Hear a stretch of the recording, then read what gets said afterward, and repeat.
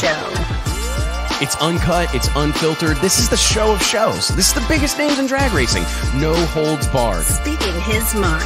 I've never had a problem expressing my opinions, but what we're doing here is bigger than that. These are conversations that need to be had in an unfiltered way. Exploring hot topics. Drag racing's all I've ever done. It's all I care to do. And spreading the gospel of drag racing. I respect the history. I appreciate how far we've come, but I want more for this sport, and I'll fight for it. This is the great American motorsport, drag racing. The West Buck Show starts in 3, 2, 1. Hey gang, West Buck here, Drag Illustrated Magazine, checking in. It is Wednesday, September 8th, 2021, and I am so thankful you're here to join us. I tell you what, you guys may notice my voice is a little scratchy today. I sound a little bit off my game. I don't sound quite as maybe robust. Is that the word? I think potentially that's the word, robust, as normal. I apologize. Fortunately, I do not have COVID. I went and got tested, but I've got a sinus infection or something. So I ask that you guys bear with me while we fight through the next couple of hours talking drag racing. Again, I want to thank all you guys for being here. I cannot tell you guys how much it means to me every Wednesday that you join us to talk shop, talk all things drag racing, share some of these incredible conversations with us. I don't even know where to start or what to say about the last few weeks. We've been blessed with a slew of incredible interviews, great guests, Matt Hagan, Stevie Fast Jackson, John Force. The list goes on, and I believe we are going to continue that tradition here today on the West Buck Show. We have a barn burner. I think I used that one last week. Today's show is going to be absolutely bonkers. I don't know what to say about it. I'm so proud of this. We've obviously expanded the format here. We've dived into 3 guests. Today we're going to 4 guests. We will likely forego our end of the show after hours, kind of let it all hang out conversation so that we can bring to you some really candid, I believe, to be honest, really interviews and conversation that you really won't get anywhere else from some of the biggest names in the sport of drag racing. And wherever you're tuning in, whether it's on Facebook, YouTube, watching along live, I would encourage you, please click like, click share, help us spread the gospel of drag racing. As you heard in the intro, I'm so thankful for how far this sport has come. 70 years of organized drag racing. It's incredible where our sport has arrived here in 2021, but I am not satisfied. No one here at Drag Illustrated Magazine is satisfied with where we're at as a sport. We're in a fantastic place, but there is more for the stars and cars of this sport, everybody involved, and I appreciate each and every one of you that participate in sharing this message and spreading the good word that is drag racing. Today, it's a little bit of a little heartfelt kind of announcement that has to be made. Typically, I'm joined in studio by my guys, Mike Carpenter, a new co-host who has really come into his own as a personality on air.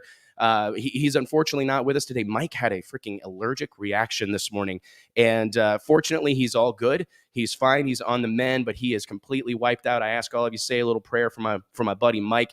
He's in recovery and he's going to be fine. But we had a little bit of a scare this morning, and of course, not surprisingly, JT Murder Tundra Hudson's on vacation again. It's I don't know how many vacations a guy needs in a single calendar year, but I think JT is going to find out. So anyways, today, this is kind of exciting, man. I mean, we're going to have a lot of reaction today from the 67th running of the NHRA US Nationals, the biggest drag race on the planet Earth. There were so many things that happened this weekend. We had a nitrous car win in Pro Mod for what seems like the first time since 1855. To be honest, if you follow along with Pro Mod on the internet, you'd think it had never happened. Absolutely incredible performances from a slew of different drivers. Erica Enders winning the U.S. Nationals on a whole shot, going back-to-back. J.R. Todd showing us a brand new way to stage a Nitro Funny Car, which I think may have been my favorite moment of the weekend. Some incredible pedal fests. What else, man? I mean, we had just an incredible amount of drag racing going on. And today, we're going to be joined by the one and only Tim Wilkerson, whom I believe to be kind of everybody's favorite drag racer. We're also going to be joined by Steve Torrance, who I believe will be diving in here any minute. He has a little bit of a tight schedule this afternoon, doing all the things that a reigning NHRA Top Fuel champion has to do. So we're going to get him on here very shortly. Then we're going to check in with Erica Enders, and we're going to round off the day, finish things up, get the shoots out with the guy we were just talking about, Jeffrey Barker, who scored the first win for a Nitrous Pro Mod in a hot minute. But let me pump the brakes here and introduce my co-host for today, sitting in for Mike Carpenter. This is a fun one, man. My dear friend, driver of the Motion Raceworks sponsored Pro Mod Camaro, as well as everyone's favorite small tire car, the Beer Money Mustang, the one and only Lyle Barnett. What's up, big dog? What's up, dude? Thank you for having me today. Oh, dude, thank you for being here. Here's a little delayed celebratory. Yeah. From everybody in the room. Everybody in the world. What's up, dude, man? Thank you for filling in, Lyle. I mean, I guess it would be crazy. There's a lot of stuff that I want to cover. And I will dive in here and tell everybody, please remember to like and share, help us spread the message. If you have not liked or subscribed to our YouTube channel, we're kind of going all in on the Drag Illustrated YouTube channel. So look us up on there, click like, click follow. Lyle, lots to unpack from the 67th running of the biggest drag race in the world. But I have to say, man, I know you were looking for a win. You wanted to put that Motion Raceworks Camaro in the winner's circle for your boy Doug Cook up there in Iowa. But man, you guys really had a hell of a weekend. I mean, I hope you're as proud of yourself as you should be. Yeah, that part of you is disappointed, right, when you go anywhere to race and you don't come out with a win or you don't make it to the final or whatever. But this is the first time I've ever been to the U.S. Nationals, period.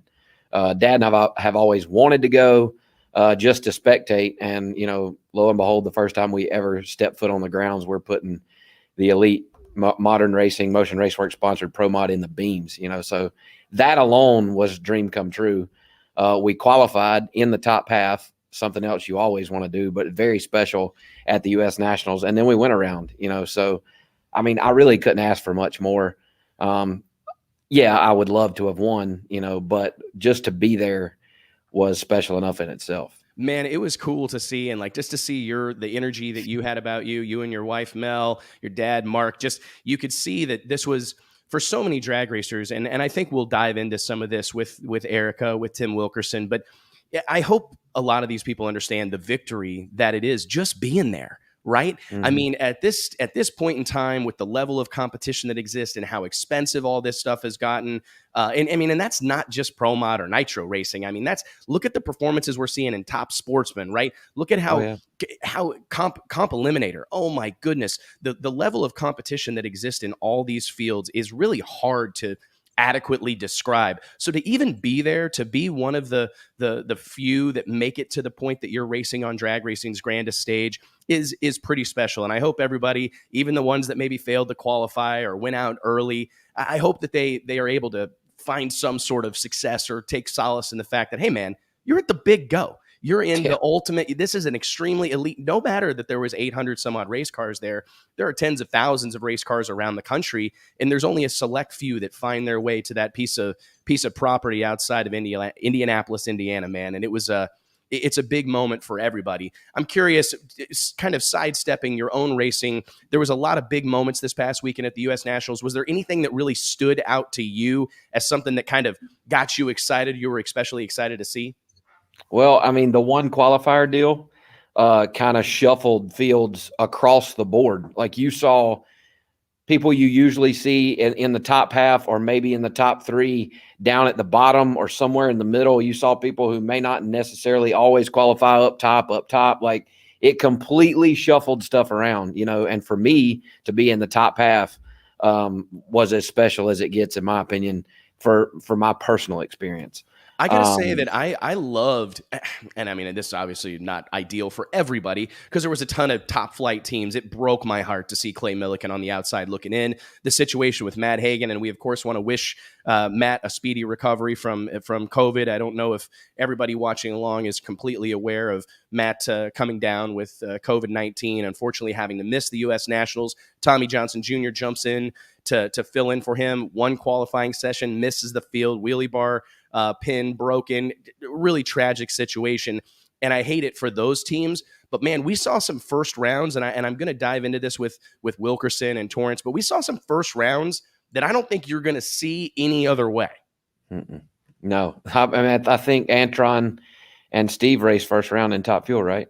Yeah, and I mean, and you're not going to get, you're not going to have, and there was a whole bunch of like fresh faces and relatively newcomers that were in the first round of Funny Car, and just the way everybody was paired up. It was just, for me, I think it kind of makes an argument, and people are going to be, I'm not trying to go back to the no prep well, but it's just a reminder of the excitement that can come from those random first round matchups, right? I mean, drawing names from a hat, that's kind of what we saw at play this past weekend in Indianapolis. Yeah. I mean, Alex Laughlin qualified in the top half at his first U.S. Nationals in the Top Fuel dragster, won first round. Scott Palmer is probably one of my all-time most favorite drag racers of all time. Like, that dude, he is as real as they get from, he doesn't have a big backing, right? I mean, he's got the Capco boys behind him, but he works with what I'll call, and what he's told me, secondhand stuff, essentially, and they go out there and run good. I mean, Alex went 377 in the first round of qualifying, and then won first round, of eliminations. So to see Alex get his first win there, that was another big moment, I guess. Man, I would say seeing Alex in the shutdown there, getting choked up. We saw Alex really put his heart on his shirt sleeve last week on this show right here, and I was proud of that moment. He apologized. He sent me a text after the fact saying, "Hey man, I kind of got a little choked up there at the end. I apologize." And I said, "No man, I thank you. I applaud you for letting us know how much this stuff means to you." And to see him get choked up on the big end down there talking to Amanda Busick about his first ever round win in Top Fuel. I mean, this is a guy that not that long ago was looking at like, man, I don't know where I'm headed. I don't know what's going to happen next. And the next thing you know, you're winning E1 at the Big Go, the biggest drag race in the world. And I felt like it was a real moment for that young man. And, by all accounts, I think he's got a really bright future ahead of him in Top Fuel. And I think Nitro Racing delivered on a lot of levels. And it was funny because it kind of supported or provided evidence of a subject or an issue that we've been talking a lot here lately on this show about, is that some of the best racing we saw were pedal fests. And it just was another reminder that we don't have to see record-setting numbers on those scoreboards. We don't have to see 345 in LED digits to really see an incredible drag race. The matchup with JR Todd, who was he lined up against? I'm drawing blank all of a sudden. This is my COVID brain, but nonetheless, the matchup between Billy Torrance and Doug Coletta in Top Fuel, just seeing those things unfold, and what it would take, the intestinal fortitude to not only hold the throttle down once, but whack that thing 2, 3, 4 times down through there. It was an incredible show, man. And the reaction from the fans, I found somewhat very telling. That just another reminder that we thank you, Monday Morning Racer Jim Campbell, that you don't have to see this. It doesn't have to be some mine shaft conditions. It doesn't have to be a 365 for it to be a great drag race. 2 men and women, two men, 2 competitors, 2 hot rods line up. First one to the finish line first wins. However we got to do it. And to see that kind of desire, no one was throwing in the towel. No one was waving the white flag this past weekend in Indianapolis, brother. No, and there was a huge difference early on in the 2 lanes. Like you saw, I saw the stat, but I haven't went back and looked and calculated myself. But I think there were like 15 round wins in Top Fuel in the left lane and 0 round wins in the right. And like in the first round of eliminations for us, if you had lane choice, there was absolutely no doubt. There probably wasn't a lane. The right lane was probably not the lane of choice the entire weekend for any heads up category. I can't imagine it was. And you saw there early on, it was nothing but left lane wins, and everybody was, you were thinking, well, if anybody gets stuck in the right lane, it's over. Well, we were in the pits getting ready for the call to go up for, I think, maybe first or second round of Pro Mod. And you know what it sounds like when you step on the pedal of a Top Fuel dragster, but it was bop, bop, bop, just back and forth. And we all like get out of the trailer and go look and wait to see one, turn 90 or flipping over or whatever, but there were some good pedal fest and good racing, whether it was Steve Torrance blistering down and somebody blowing the tires off, or like you said, a couple pedal fests. So I'm curious, Lyle, for you guys, racing and being in the pits and having that sound in the background, when you're hearing those things and you're thinking about going up for E1 or what have you, how much of that is in your head going that like, man, we've got to make the right call. Lanes are mattering today. I mean, is it hard to push that type of thing out of your head and go, hey, they may not have gotten down, but we're going to make the decisions that are going to allow us to? It is, but I'll tell you this weekend, something that was constantly worried about, and even until I turned the bottom bulb off, was the red lights we saw in the first round, or in the first couple rounds of Pro Stock, and then you saw 3 or 4 pair in Pro Modified go red, and I'm pretty tight or pretty close on the bulb every time anyway. So would roll into the water like, golly, what am I going to do to not red light? What am I going to do to not red light but not be late? If the rollout is shorter now, I mean, who knows why there were so many red lights? Was everybody look camped that up? way? It did. I mean, I know watching from afar, I'm going, man, this feels like it's just, it's prime for some controversy right here. Yeah. Because it was just like one after another, different categories, right? And I'm going, something's up. Something's really up out here. But fortunately, it feels like we got through the weekend without a lot of controversy surrounding that type of thing. But I felt like we were going to see it. There was you looked at some of the matchups in Pro Stock specifically, and you're going, all right, there's a handful of, I'm not going to say layups, but some runs in there that if you do your job, make a decent run, you should be able to move forward, right? And I just thought how far back some of our stars were, right? Some of the biggest names in the sport, and they're watching all these red lights, one after another after another. I mean, what did you do? Do you have to try to slow yourself down, or do you just say a short prayer and send it? You can't, because when you try to slow, I've done it. I've raced long enough and tried to go in and slow myself down and be dead ass late and lose on a hole shot, which you do not want to do. I did that earlier this year. I lost on a hole shot to Ron Rhodes in the Leaf Spring Shootout at Lights Out 4, and it still haunts me today. So like I hate it. I lost to JR Gray in the quarterfinals at the Gator Nationals this year on a baby hole shot, and I will remember that for the rest of my life. Like literally, it's the worst feeling ever. But you can't go in there and slow yourself down. What I tried to focus on was staging extremely shallow and then cut a light like I usually would. Sometimes on race day, you can stuff her in there a little deep if you're really trying to get after it, and be okay. But with all the red lights that I was seeing, and especially in Pro Stock and in the Pro Modified class, because in round one, I was like the 6th pair out, I think. Yeah. And I got to watch like 2 or 3 red lights in front of me. One of them, who I talked to at length yesterday about, we're fixing Justin Bond. We've got his car here that we're repairing after his crash in Brainerd. So we were talking about that. But I watched Justin Bond go red, like the pair in front of me. And I'm like, what do I do? But I just went in there and stuffed it in shallow and ripped loose like I usually did. And I was closer to 00 than I would like to have been, but still got a good light in round one. But it's almost unbelievable how nasty it's gotten in door slammer drag racing, especially like pro mod. This was not the case a few years ago. I mean, it was a shot heard around the world. If you saw somebody go 020 or whatever, right. 025, 030 was like, wow, man, some homeboy's up on the tire.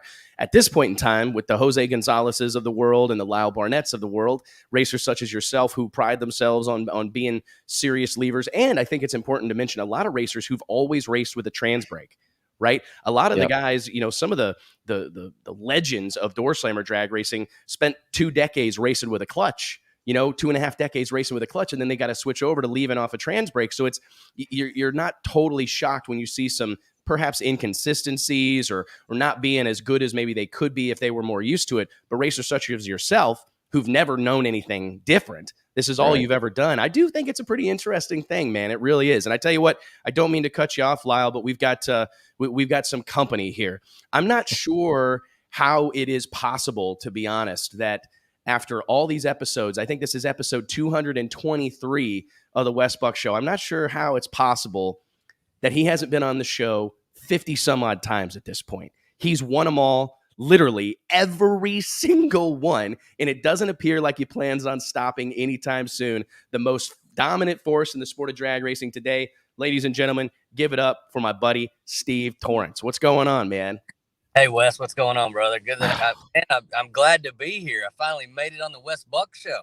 Oh, shoot, man. I appreciate you so much. I know you're tied up and you're busy today, but, man, you're rocking those Ray-Bans. I told you, this guy's worried about, hey, man, are you okay with me doing this in my truck? And I'm like, oh, dude, you look good wherever you're at, man. So thank you for taking the time, brother. I appreciate it very much. I could spend 2 hours listing off your accomplishments, man, but I'm kind of curious. Most drivers, most athletes, if you will, kind of enter their career with a list of things they want to accomplish, right? They're making notes on a cocktail napkin or wherever they choose to dream, a legal pad. Here's what I'd like to accomplish. Here's what I want to do this.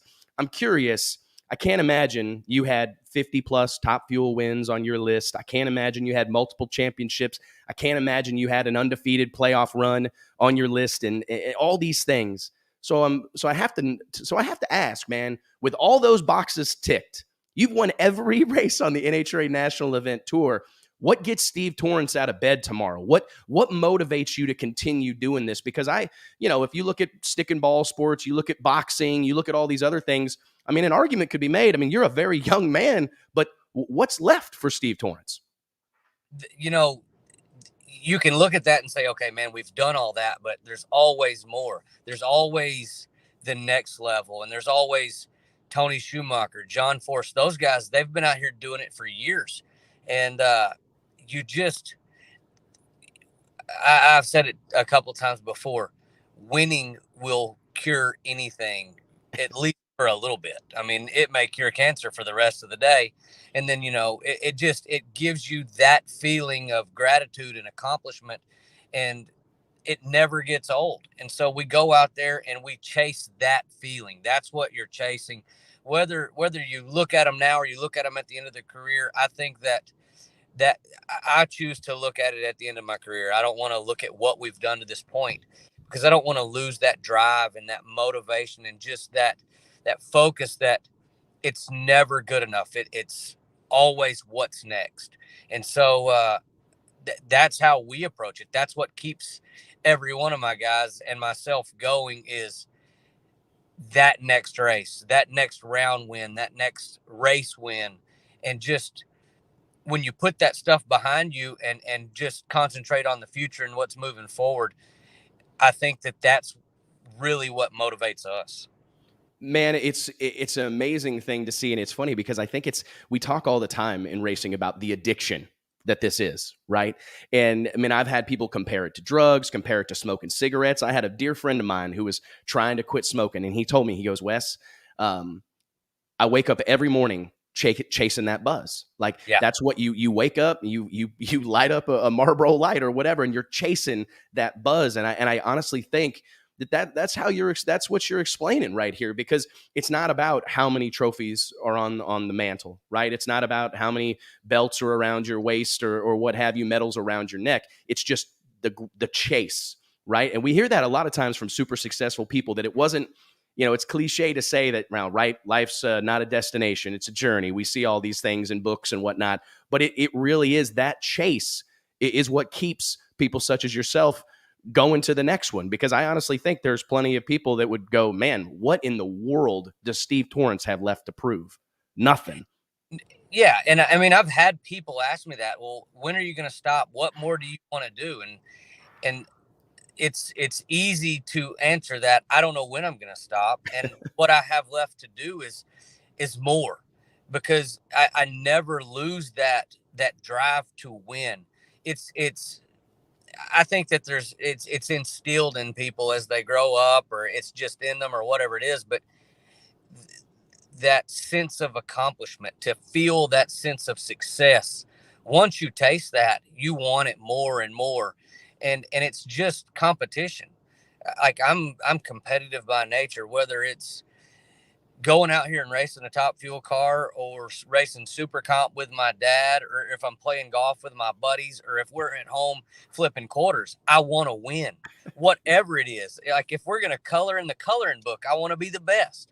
And that's what drives me, is just not only to win, but to be the best, and not to just barely win or barely get by, but just make a statement. And in the car, there's only so much I can do. I have an unbelievable team. I think you and I have talked about that. And those are the guys that are the reason for my success.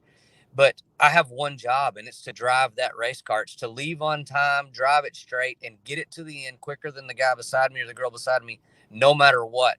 And I want to be the best at that. There's going to be a lot of things. Steve Torrance is this, that, or whatever, but he was good, and he won. He was a winner. That's what I want to overshadow a lot of stuff. Is, I've done some dumb crap, but I would like that winning to overshadow it, and I'm working at that. Brother, I don't know that you've done anything dumb. I'm going to be honest real quick. And when I saw you coasting to a stop on the big end of Lucas Oil Raceway, right? The parachutes are dragging on the ground. That Capco Top Fuel dragster slowing to a stop, and you're out of the car, Steve. You're standing in the cockpit, 6 shooting left and right, blowing the smoke off the pistols. I got to be honest with you. I stopped. People make fun of me for when I say this stuff. I've got goosebumps right now as I describe it.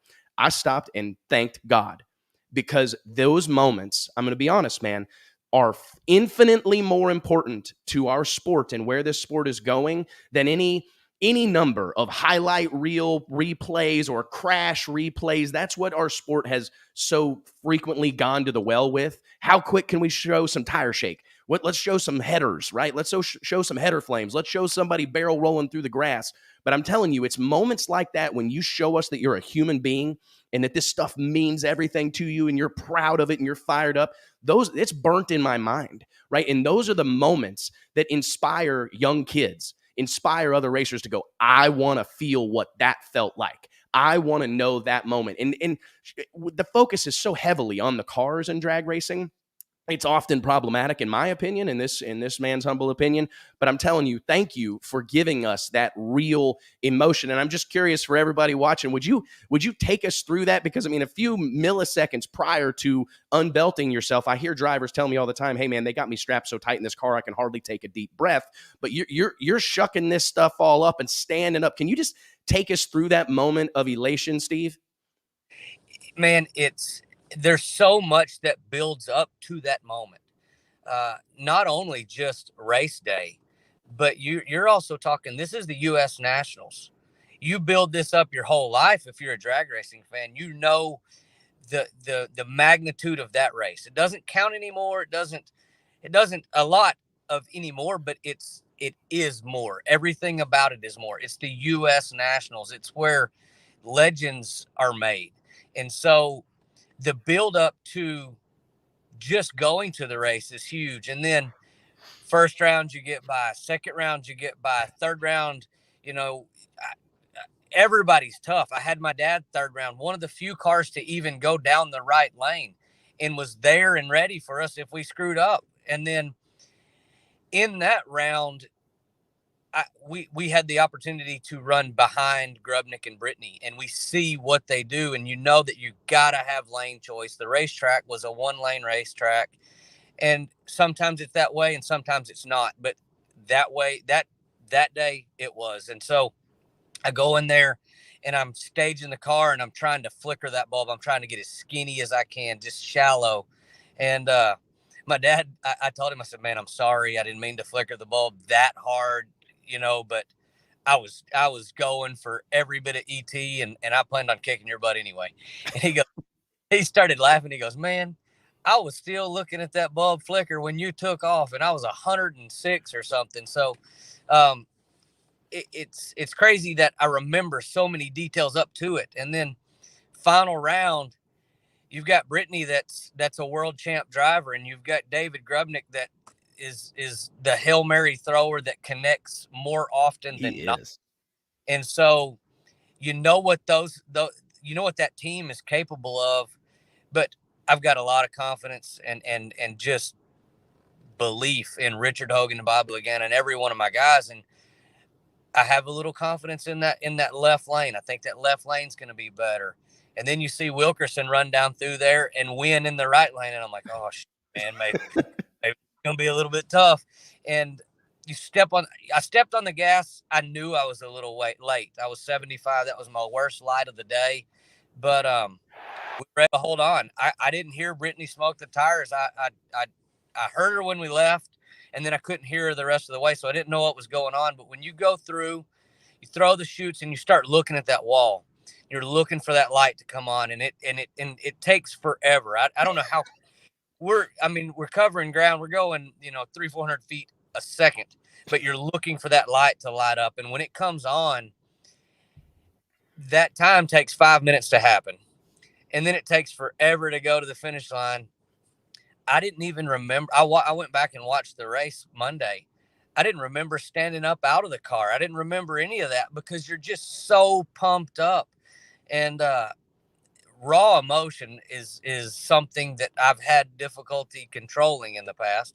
But if I'm happy, I'm happy. I'm easy to read, and I don't hold back. So that feeling of winning the U.S. Nationals, the second time that we've done it as a team, and just the way we did, because we go out, we go 68 in qualifying, we go 71 first round, and then 74 every round after that. I mean, probably our average ET is going to be 72 or something, and that's pretty stout for 5 laps, Yeah. and that's when you just have that pride, and you want to puff that chest out and say, I drive that car right there, and those guys work on it and tune it, and I'm just like the hood ornament on the front of a big truck. It's like the Mack truck with the little bulldog on the front. I'm the little bulldog on the front that just gets to represent everything under it and behind it, and what makes it be that Mack truck. Well, dude, you do an incredible job of being the little bulldog out front, Steve. I mean, and I got to tell you, man, for whatever hell you've taken over the years for being, for wearing your heart on your shirt sleeve, I want you to know that there is a large contingent of us in the drag racing world that applaud it every step of the way, because you got to take the good with the bad out here. You really got to you got to be that way. You've got to, if we're going to see our sport get to where I believe it could go, I believe drag racing, here, hand on the Bible, this is the great American motorsport. I mean, what's the best part of a NASCAR race? The drag race to the finish line, right? Exactly. I mean, what's the best thing that can happen at a Formula One race? Two of them things, goofy looking things, coming out of the final turn, side by side toward the checkered flag. Drag racing is what this country was built on, in my opinion, as far as motorsports goes. And I get, and the only way we're going to get to where some of those sports are is by having ambassadors such as yourself, competitors such as yourself, sell the world on it by being fired up. And that means being happy when you win and being pissed off when you lose. And I was watching when Ron Capps was dejected climbing out of that Napa funny car. I'm watching, I go, please throw something, kick it, freaking please, for the love of God, do something. And he gave us a good show. He was clearly, he was clearly upset, but a lot of times people need to see how much it means to win and how bad it hurts to lose, because most people are never going to go 300 mile an hour. Right? Most people are never going to get to do this stuff, right? So how can we get them hooked on this? Is by getting them hooked on Torrance, Steve-O, by getting them hooked on Ron Capps, by getting them hooked on Matt Hagan. It's about the personality. So, man, I will tell you, please don't let off the gas. Good, bad, ugly, otherwise, let us have it. And I tell you what, those people that say bad about it, they're going to say bad about something else. If it's not that, it'll be something else, brother. I'm curious, what going into the countdown here, things have tightened up, Steve. For what we lack in quantity, we surely make up for in quality of cars right now. Who do you see as your biggest threat headed into this final stretch of the NHRA drag racing season? Hands down, it's going to be Brittany and Grubnick. I mean, they're just such a strong team over there. But you got to look out for Milliken right now. You got to look out for Antron right now. At any given time, you got to watch anybody. I mean, nobody's easy. And these things, when you add nitro into the mix, throw out any kind of safe bet. I mean, it's just, these things make so much power. Conditions change. They can blow up at the drop of a hat. Anything can happen. I mean, look at Hagan. He didn't, or Hagan's car didn't even qualify because of the pin or bolt fell out of the wheelie bar and they couldn't make the run. So, I mean, it's anything, but definitely Grubby and Brittany are going to be tough competition, and they're coming on strong. They've really, they struggled at the first of the year. Everybody has really struggled.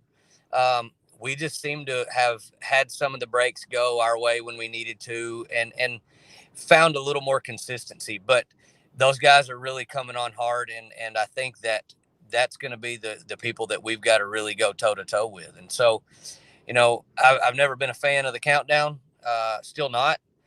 But, I think at this point we would be so far ahead that we would already had the championship clinched. So it's definitely going to make us go out there and fight toe to toe and even harder.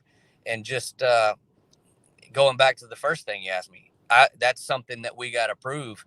We can do it any way you want it done, Well, I think it's fantastic. I mean, I'm with you, brother. I mean, it's like I'm not the biggest fan of the countdown myself. I think about some of the people who I I don't want to use the word robbed. I think that might be extreme, but maybe not. No, they got robbed. There's been some times when it feels like, man, these are guys who've worked their whole lives for this moment, right? And because of, just following in the steps of other sports, right?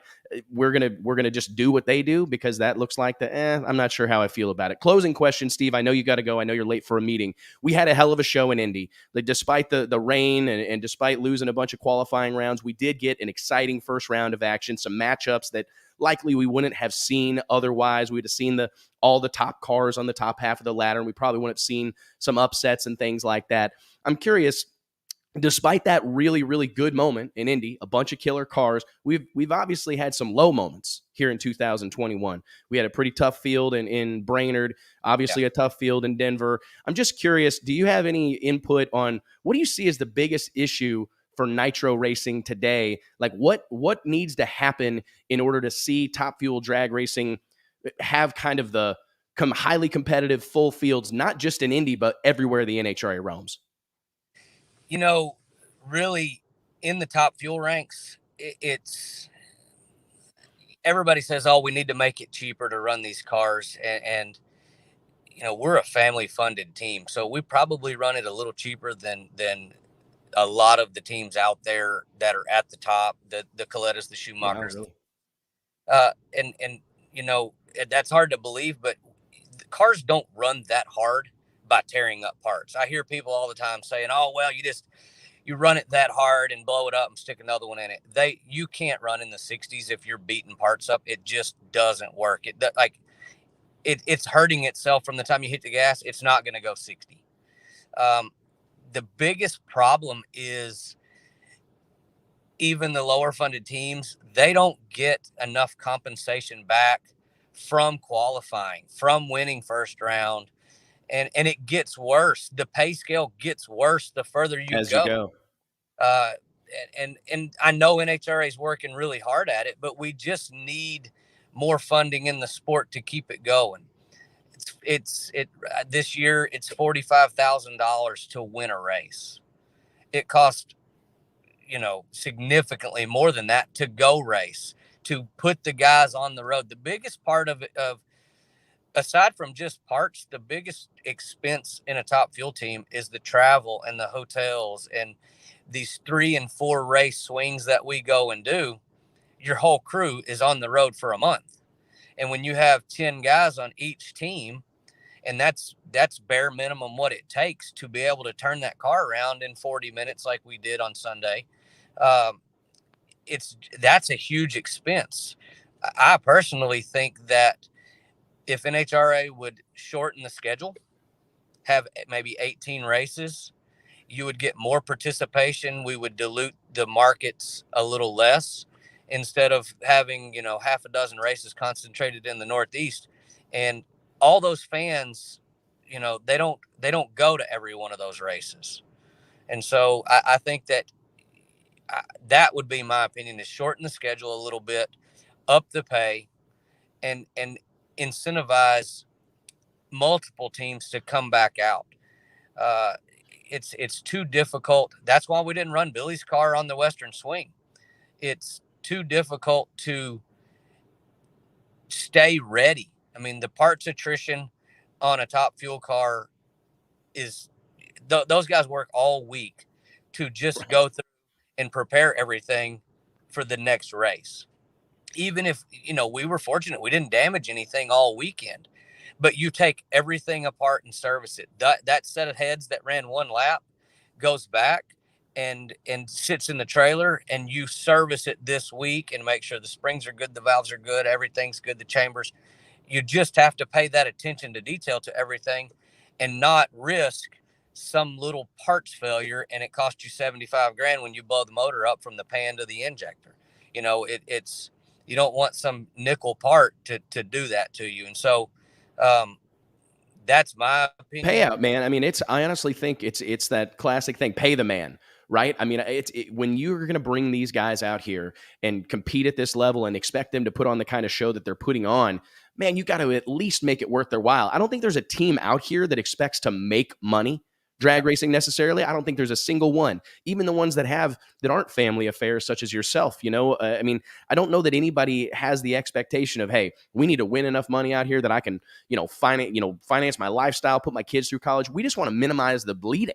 Right? If we can just curtail the loss a little bit, and my personal opinion, 45,000 to win, that's obviously nothing to sneeze at, but it's honestly, I can't help but feel it smacks of disrespect in some ways. It's like, if you have any knowledge of this sport and what it takes to do this, the dollars that are required, you wouldn't even start that conversation. That's not enough. It's less than half enough. It's not even remotely close. And it just, for me, when I look at this thing and know what we have and the people we have, it's heartbreaking in a lot of ways. But I was just curious, and I didn't, it's easy for me to sit up here and say, oh, pay them more. And I know that there's great effort being made to rectify that and to get it trending the right direction. But I tell you what, man, I feel like the time is now, because we can't wait much longer, in my opinion, to get this ship headed in the right direction. Because if nitro racing is going to be the tip of the spear, we need to get this particular part of our sport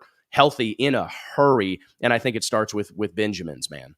Last year it was 15,000 to win the race. It was 70,000 to win the championship. It's just disheartening. And like what you said, it's kind of a slap in the face, but we enjoy what we do. We love to go out there and do it. And that's why everybody's still out there. But it does. You got to have something to help stop the hemorrhage, because these things, they run on money. And effectively, I've had this discussion with NHRA. Professional sports at any level are expensive, whatever it is. Stick and ball sports, it costs to get good players. Whatever it may be. If you're talking about professional bull riding, some of those bulls are $1 million, but they're the best of the best. And we have to remember, at the end of the day, as much as we love to race, we're in the entertainment industry, and we need to put on a good show, and we owe that to the fans to be there and to put on a good race. We don't just need a bunch of cars that are idling down through there or skipping sessions, and we need to put on a good show. That's what's going to continue to put people in the stands. That's what people come to see, is two cars going down through there at 330 miles an hour in less than 4 seconds, with fire coming out of them, noise everywhere. Drag racing in itself is a sensory sport. You have to see it, you have to feel it, smell it. And when you can feel sound, you can smell night. Yes, sir. That's what puts people in the stands. I've never taken anyone to the drag races that had never been, that didn't instantly become a fan. That's 100% true, brother. And it is interesting because, and I also see it as a promotional standpoint. You make them made a mention of the entertainment industry that we are absolutely in. Man, having big money involved, it's cheap advertising. Instead of having to buy commercials, right, to get your sport on certain radio stations or in certain magazines or newspapers or whatever, man, pay big money and they'll talk about you. I've seen it myself promoting races or whatever. You start throwing around 100,000, 200,000, you start throwing around big numbers and you start to capture the attention of the media. You start to get them coming to you. And I think the NHRA would be surprised if they would ratchet up those numbers and allow, I don't know that I guarantee you there's nobody at the NHRA that wants you taking a picture with a big cardboard check, right? Because that's the worst possible thing that could happen. There's not going to be any Happy Gilmore photo shoots, in NHRA right now, because nobody wants to talk about that type of stuff. And until we're proud of the amount of money these racers are competing for, we've got a big problem. Steve, I know you got to go, brother. Thank you so much for being here. Next time, we'll do this more when you've got more time, all right? I know you're not going to stop winning anytime soon, so I'm sure we'll have a chance shortly. Thank you very much. I appreciate it, and I'd love to do it again. Thanks, Steve. Be safe, brother. Tell Natalie hi. Bye-bye. All right, bye. Lyle, I was going to have you dive in there with a question, and I knew you were teed up to give one, but he'd been texting me that he had a meeting he had to be in. So, no biggie, anyways, I apologize, man. I will tell you guys, ladies and gentlemen, I believe we will be shortly joined by the one and only Tim Wilkerson. He is on the phone. Okay, we will get Tim Wilkerson on here in a minute. I do believe that we will be joined by Erica Enders at about 3:30. So anyways, what did you make of, I love this conversation. I close the show with it, stage shallow and say your prayers. Talk about staging shallow, man. I mean, how much it's enough pressure on a driver to try to win, right? Like just try to win, turn the win light on somehow, some way, Lyle. But then you add in the fact like, man, the crew chiefs expect me to barely bump in and turn on this bottom bulb, and we need lane choice, especially this past weekend in Indy. How do you handle all those unique and often quite different pressures?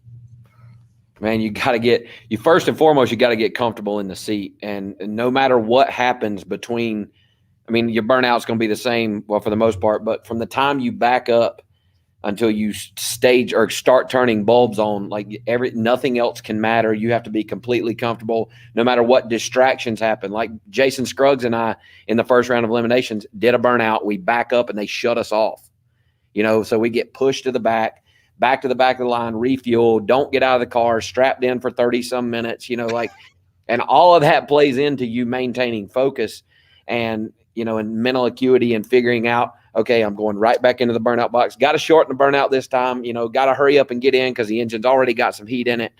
So, but no matter what happens, you have to do the same thing every time. And Richard Freeman told me when I started this deal, in pro stock, your crew chief's paycheck is based on, you hear that? That sounds like a blower car on a hub dyno. That is my blower car on the hub dyno. Sounds good. It does sound good. But, he said the crew chief's paycheck is based on whether you stage that thing shallow or shove it in deep, and from your standpoint, that's whether you're in the top half or the bottom half or the outside looking in. Like pro stock is that tight, so your staging procedure, what you do every time, that the importance of that being the same. Like if you watch Erica Enders, which I've had the pleasure of doing so all year, she's like a robot. It's like a machine, like when she turns the top bulb on, she rolls another few inches every single time. It is unreal how consistent, some of these drivers are. And I'm trying and learning to do the same and have finally kind of gotten the hang of that and I'm figuring it out. But dude, it's like that, the shallow staging, like Steve talked about when he was trying to get lane choice for the final round, that's super, super important when you're talking about heads up drag racing in the NHRA. You had a big moment this past weekend. It's no secret that you've been teamed up with the gang at Motion Raceworks for a long time. And this is a company that's really exploded on the scene. Yeah. Those of us that are pretty hardcore and maybe from the Midwest, such as myself, we've known of Doug Cook and the gang up there in Iowa for quite a while. But they're I would say like their following or the bulk of their audience is kind of in the street strip, street legal, LS, small tire kind of world, drag week folks. That's where they've really dominated the market. You brought them to the big show, so to speak, this past weekend at the U.S. Nationals. Can you maybe tell us a little bit about how Doug responded to seeing the Motion Raceworks logo out there in front of, people can say whatever they want. They can say whatever they want about the crowds that show up at these other events, but there were a lot. It felt to me like everybody that cared about drag racing was in Indianapolis this last weekend, seeing those stands packed full of people, watching, looking at the starting line and seeing that sea of humanity in the staging lanes. Man, all eyes were on the U.S. Nationals. Have you had any feedback from Doug Cook and company, man? Was this a moment for them as much as maybe it seems like it would have been? Yeah, I've texted him multiple times throughout the weekend, once yesterday, like, dude, I just want to thank you again for supporting me and riding with me. The logos turned out great. The car looked great.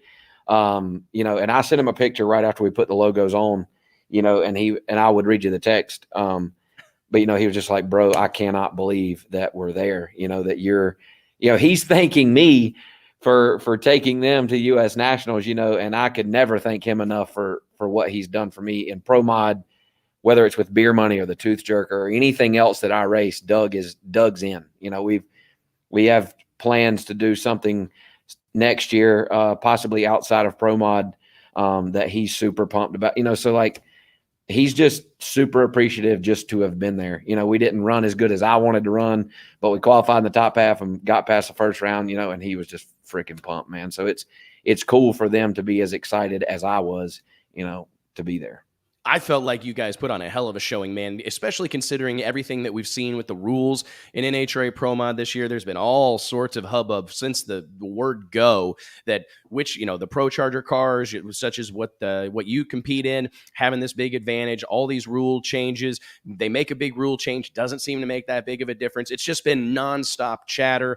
I'm curious, what was your take when you look at the, Jeffrey Barker winning, running 574, Ricky Smith, obviously in the thick of things, Roots cars going to the final, Stevie Jackson in the final, Pro Charger cars all, in the hunt. What's your take on the status of parity in NHRA Pro Mod right now? Well, I mean, I think that even though none of us agree with the rule change, you can't say that the NHRA has necessarily screwed this one up. Like it's pretty close, I mean, with the conditions, the barometer that was there, you would expect the top tier nitrous cars to have ran as well as they did. All in all, the Pro Charge combination didn't have a very good showing. I was the only Pro Charged car that made it past the first round. But that goes back to the one qualifier deal that we talked about briefly earlier. Had we gotten 2 or 3 sessions, the qualifying order would have looked nothing like it did. Agreed. After Q1, I would not have been in the top half. I'll just be honest. Like Jose and them would have figured it out. Belushi and Personette would have figured it out. There would have been some cars, Frigo, all of those cars would have figured it out and would have probably bumped me more towards the bottom. Not saying that we wouldn't have picked up too, but you got people that are running as good as Jose and Steve Petty and those guys are running. They would have not been in the bottom half. So I think parity wise, we're pretty close. The Pro Charge car is pretty freaking heavy. We're 2735 now, which is when I started racing NHRA Pro Mod earlier this year, we were 2615. So you're talking about over 100 pounds has been added to the cars over the course of the year. They took overdrive from the blower. They took RPM from us. We have a rev limiter, you feel like one of those boxers that's been bobbing and weaving for a while. And the last couple times you've been hit right in the freaking mouth, but they're still competitive. I mean, the Pro Charge combination went to Brainerd and stomped ass, so I think it's pretty close. I'm glad to see the nitrous car be competitive for multiple reasons. Well, we're towing right up on certification, right? I mean, 2730, we're right up on the ragged edge of the SFI certification on that chassis. I mean, when you leave the start line, you got to be 2750. We burn a couple gallons of fuel, right? So you don't have a whole lot to play with when it comes to when you're sitting on the starting line, so we're way heavier than that when I let go of the button, I'm going to ask this question of Jeffrey Barker when he joins us here in just a little bit, but I've personally felt like it was a victory for the class. I mean, obviously we had one winner, but the show that was put on by these cars this past weekend, a lot of great racing, a nitrous versus blower battle in the final round, a nitrous car winning. To me, it was a victory for the sport. Do you feel that this is the type of thing, what we saw this past weekend in Indy, the close racing, a nitrous car winning, is this going to bring some people back? Is that enough? Is one race enough to kind of maybe not to change the trajectory of the class here in 2021? It's tough to say, Wes. I don't, we had a meeting in my pit on Friday morning right prior Which to I the heard first was round of pretty qualifying. salty. Yeah, it got a little wild. But I was not surprised that there weren't more cars in Indy. The Imperial Construction guys, Jeff Jones, the guys out of Texas are coming back in Charlotte. That'll be at least 2 cars, if not a third. So there will be more than 17 cars, when we go to Charlotte, and hopefully that continues. Obviously, we all know that not everybody's going to go to Vegas. That's just part of it. It's the last race of the year. It's on the other side of the country. And unless you're in championship contention, you're probably not going.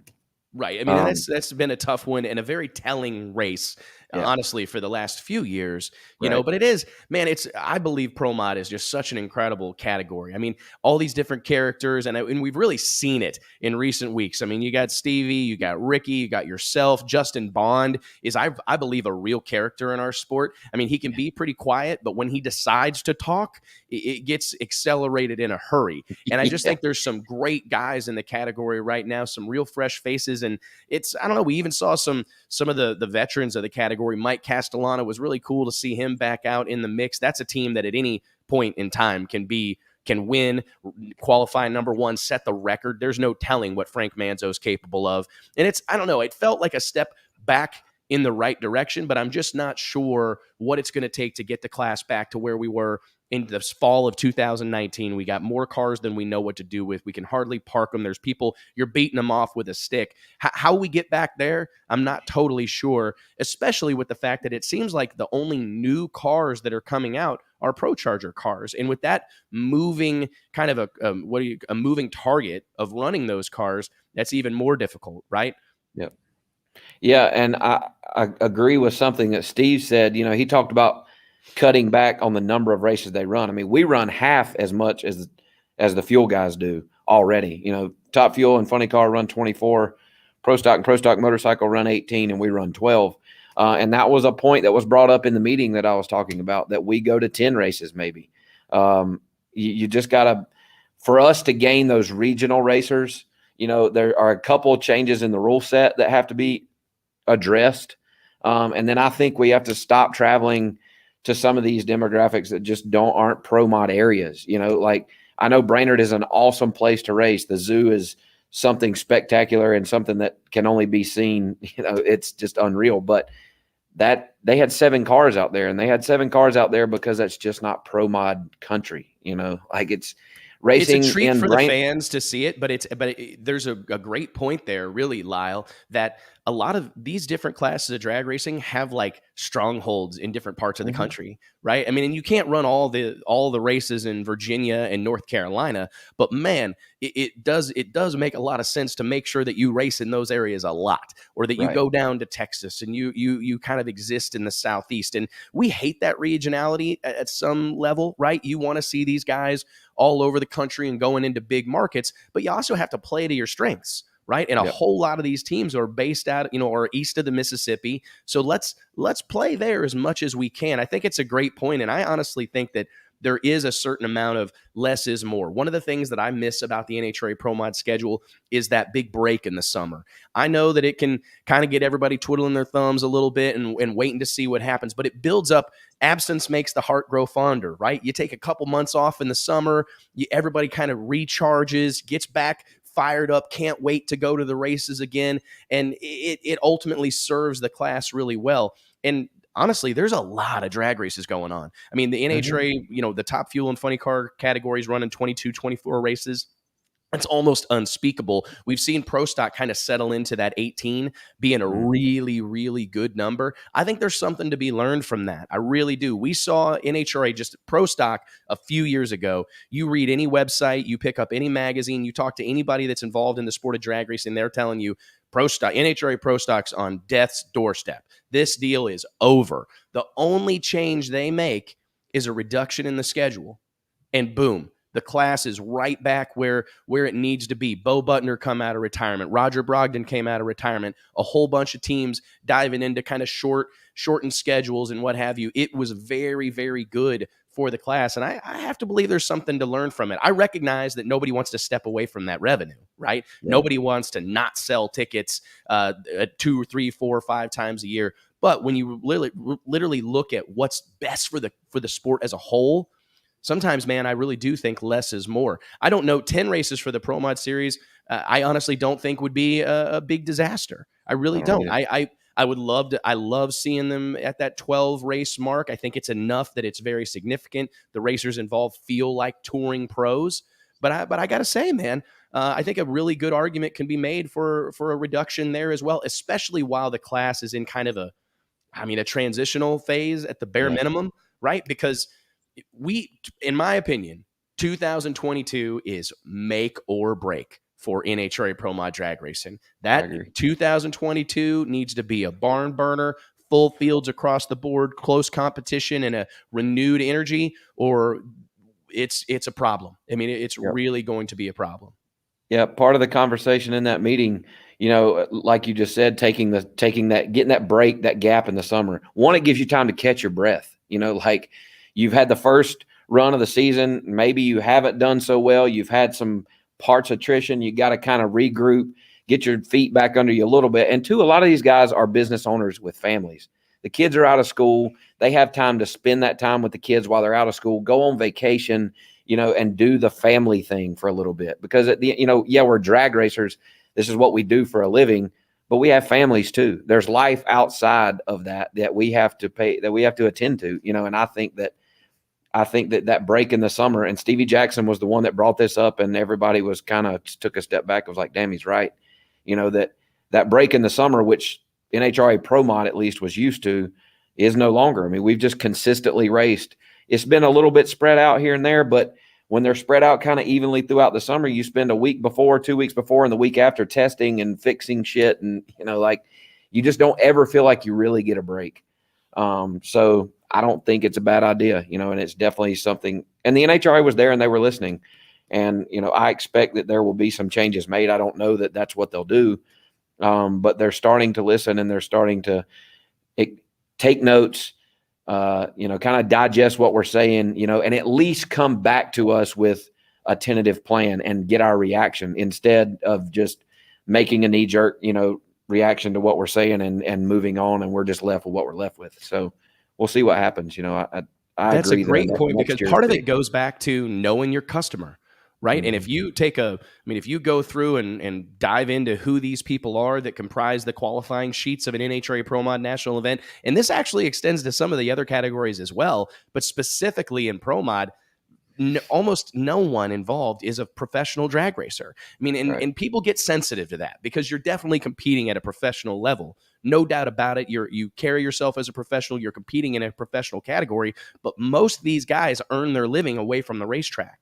So giving them an opportunity to make sure business is taken care of, make sure their family's taken care of, take a little bit of a break from the racing in the heat of summer, it makes all the sense in the world as far as I'm concerned. I mean, it really does. I mean, now that we have the opportunity, and we are waiting on Wilkerson, I believe he'll be joining us any minute. He's tied up on another interview. But as soon as we get Wilk in here, we will dive into that. We will be joined by, ladies and gentlemen, the one and only Erica Enders at about 20 minutes from now at 3:30. Very excited to have her on the show. It's been a hot minute since we've interviewed Erica.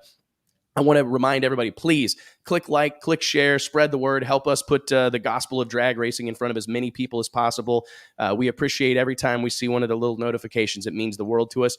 All of you in the comments, thank you so much for being a part of this conversation. Let us know what you think. Let us know where you're tuning in from, where you're based out of, where you're racing this weekend. We love to see where people are headed. And this is something I didn't know if we were going to get time to talk about, Lyle, but being that we have this opportunity, the U.S. Nationals was not the only drag race going on in the country this past weekend. We also had the Yellowbullet Nationals, Yellowbullet.com Nationals up at Cecil County Dragway, the house that Jim and Kathy Halsey built.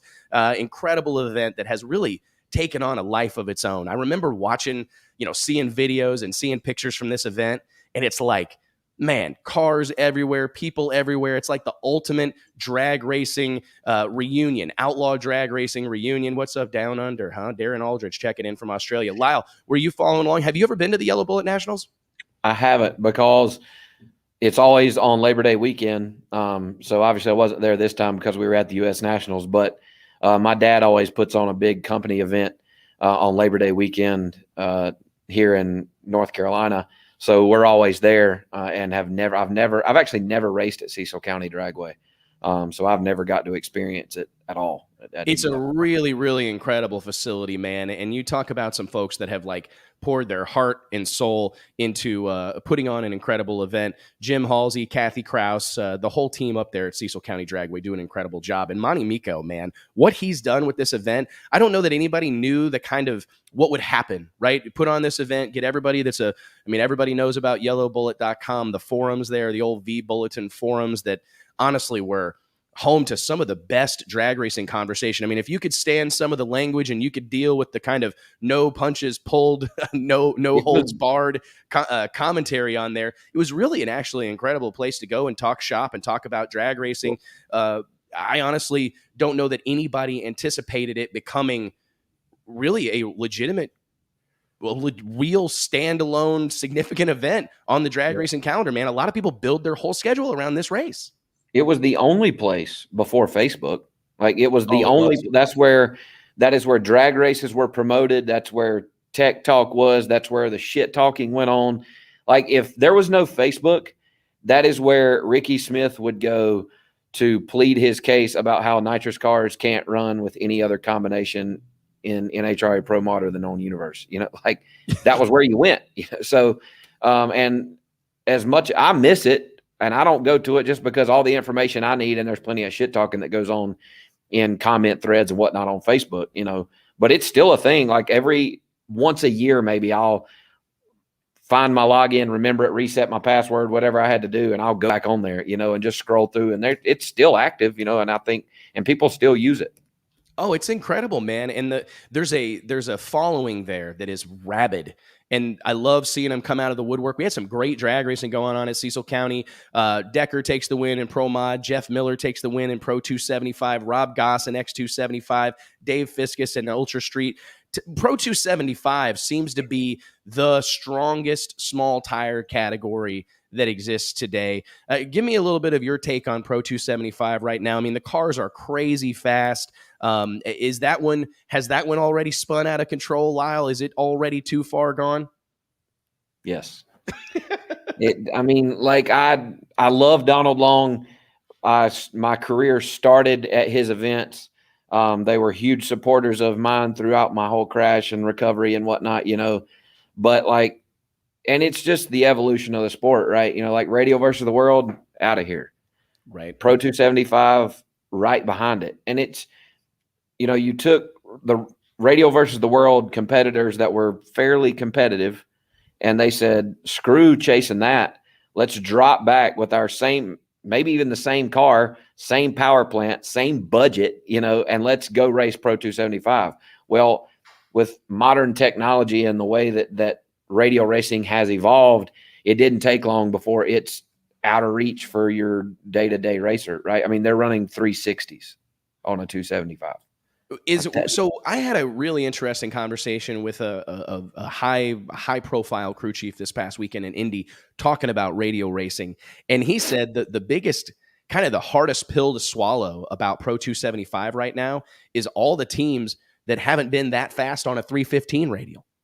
Right? I mean, there are a slew of racers out there that never ran what these cars are running on a 275 on a 315. So you start to convince yourself that we've reached the end maybe of what a 315 radial can do. But you look at what's happening on a 275 and you have to at least, I don't know, consider the fact that we're probably nowhere close to the end of the performance that's capable on a 315.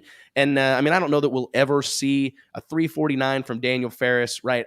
How much more is out there? I don't know.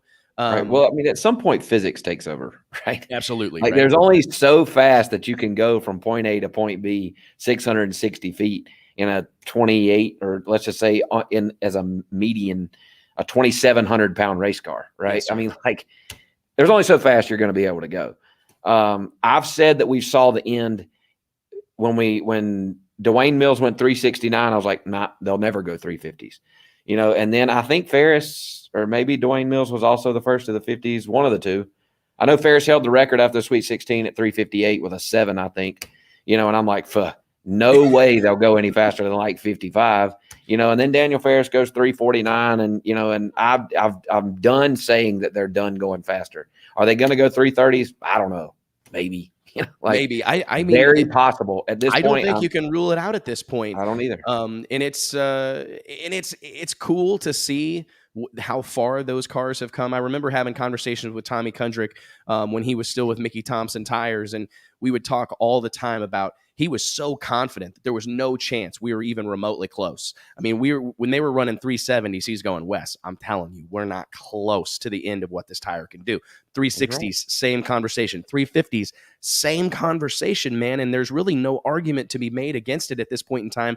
But I guess the question begs to be asked, like, I don't know that we have the volume, the inventory of cars in that category right now, radio versus the world, to see the envelope pushed any further than it's been pushed. A lot of the momentum, a lot of the energy has kind of transitioned over to Pro 275. I mean, it was world-beating radio versus the world racers like Mark Mickey and Mark Woodruff and all these guys, Fletcher Cox and Sean Ayers, like they've all kind of migrated to Pro 275, and they brought that level of performance, that level of professionalism with them. And holy crap, but I got to say, man, Jeff Miller and the Bumblebee Camaro, this is not, I mean, I don't mean to, I don't mean to have this be taken wrong, but that's a team that has struggled at times, right? Man, they have found their home in Pro 275 and become amongst the toughest teams in the country on that tire. But again, I don't know what's next for it. I don't know if are we going to see the focus, like the promotional effort, transition from RVW to Pro 275? I mean, is that the answer? I mean, is it taking all the money and all the pomp and circumstance and all the effort that Donald and Stephanie Long have put, in promoting RVW? Are they going to need to take all that effort and transfer it over to Pro 275 to keep that thing headed in the right direction? Or is it some rule adjustments? I mean, I know there was a lot of controversy, and you probably know the answer to this, Lyle. I don't. They made a move to kind of get rid of the pro mods in the chrome ollie, 110, 112 inch wheelbase, double frame rail, carbon bodied pro mods in Pro 275. But I've heard in recent weeks that maybe they're opening it back up, or where is that currently? Well, I mean, when Pro 275 first started, it was anything on a 275. And I was not the first, but one of the first to kind of come out and say, like, look, we got to get rid of the pro mod, and I caught backlash even from Donald himself, Lyle, you don't know what the F you're talking about, blah, blah, blah, blah, blah. Well, very soon after that, they realized that we needed to get rid of the pro mod, because the pro mod is really what ruined radio versus the world. I mean, that's any of your top level competitors today. They are pro mod. I mean, Daniel Ferris's car goes from 349s on a radial to however long it takes to change it to Pro Boost, and is a top qualifier in Pro Boost, which is a pro modified class, right? So correct. Is that the answer though, Lyle?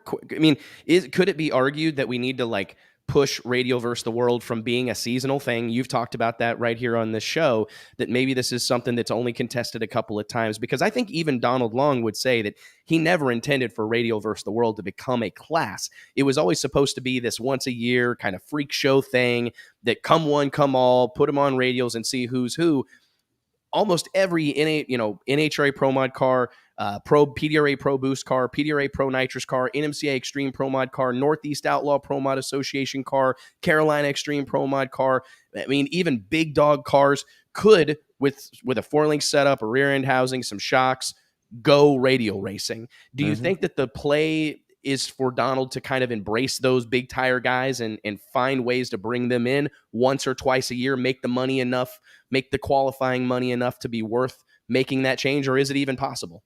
That's your only choice now. I think, back to think that when it first started that you were only going to race radio versus the world once or twice a year is silly, in my opinion, because back then the cars weren't multi-purpose.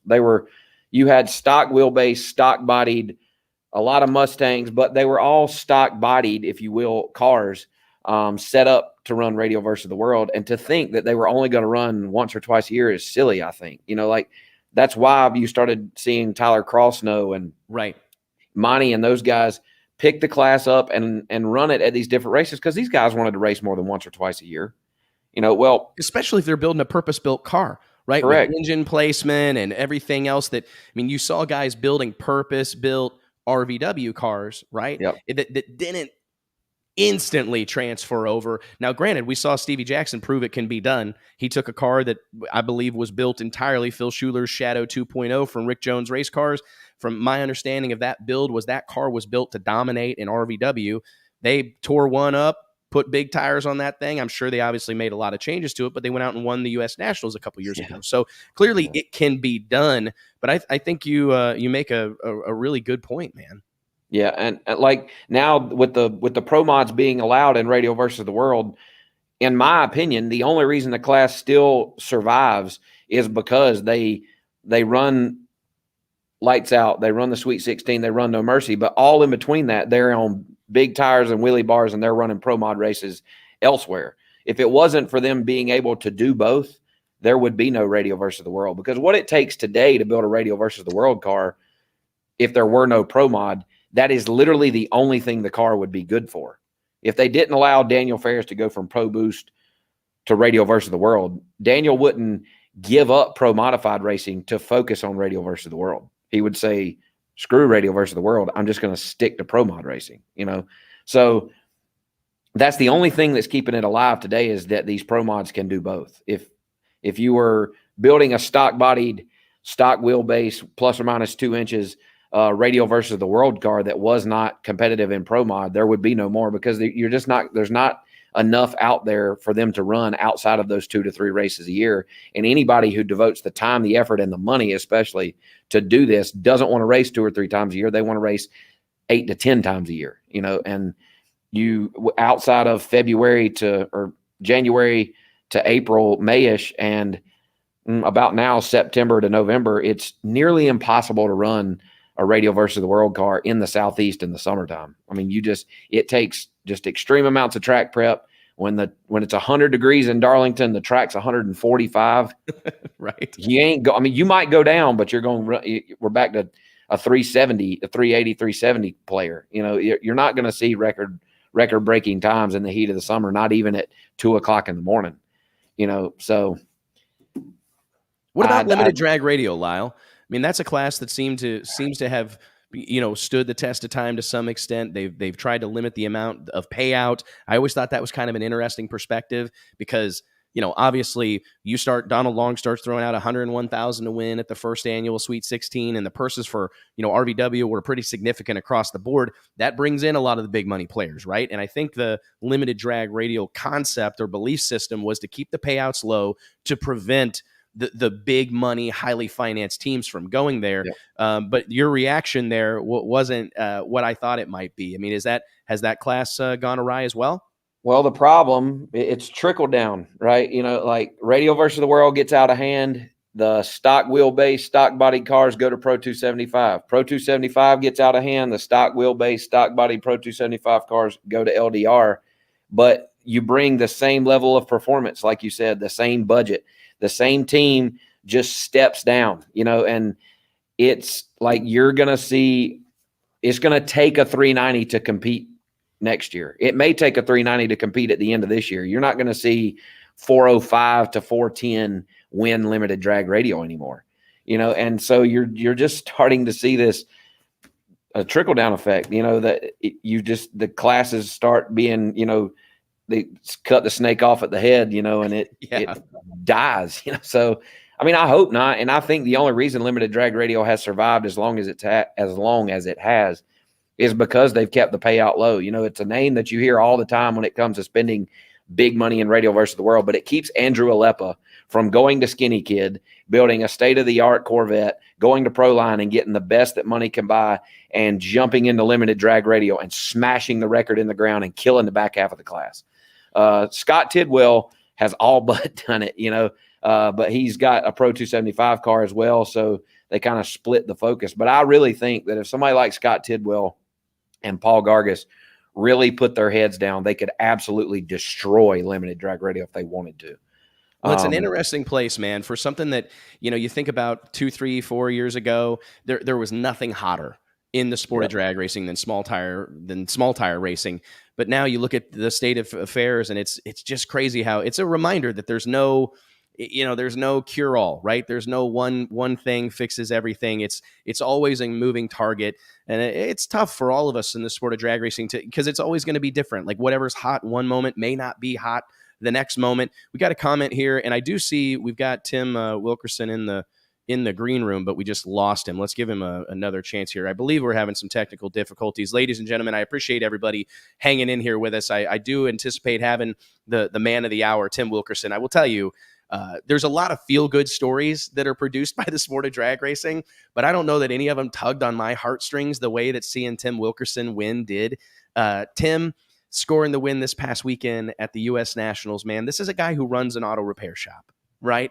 I mean, this is a guy, it's a very relatable story, right? My dad runs an auto repair shop. You know what I'm saying? And that's just, those are to think about someone who's showing up at the shop to take care of customers on Tuesday morning after the U.S. Nationals, winning, holding up that Wally. That's a big moment. And those are the moments that our sport needs more of, because it's my belief that those are the ones that are going to get people to, get excited and fire up, go, hey, you know what? I'm going to go chase a sponsor. I'm going to go put a deal together to try to put my own team together, because if Tim Wilkerson can do it, by God, maybe I can do it one of these days. I think we've got him here, Lyle. Let's see if we can't, we're gonna swing. We're gonna give it a shot here, ladies and gentlemen. I can see the camera moving around. I have a funny feeling we're in Tim's shop. Guys, I get pretty pumped up for every guest we have here on the show. For me, it's a real treat. I remind all you guys that at the root of all of this, I'm the ultimate drag racing fan. Many of the people, the men and women that join us here are people I've idolized for years and looked up to. And when I'm perusing the pits at an NHRA drag race, I can't help but pinch myself from, time to time going, man, I can't believe that I'm on a first name basis with some of these people. I can't believe any of them will return my call. When Tim Wilkerson shot me a text back and said, yeah, I'll be on your show, no problem. It melted my heart. And I'm more excited about this one than usual. And I hope everybody will join me in welcoming him to the show. I believe him to be one of the most relatable, inspiring, and all-round awesome people the sport of drag racing has to offer. Ladies and gentlemen, give it up for the man of the hour, Tim Wilkerson. What's going on, buddy? We can see you. Can you hear us? Oh, man. Yeah, my connection's not very good, but I apologize. Brother, you look good right there. Don't move an inch, man. I thank you very, very much for joining us, buddy. Congratulations on an incredible performance this past weekend at the U.S. Nationals.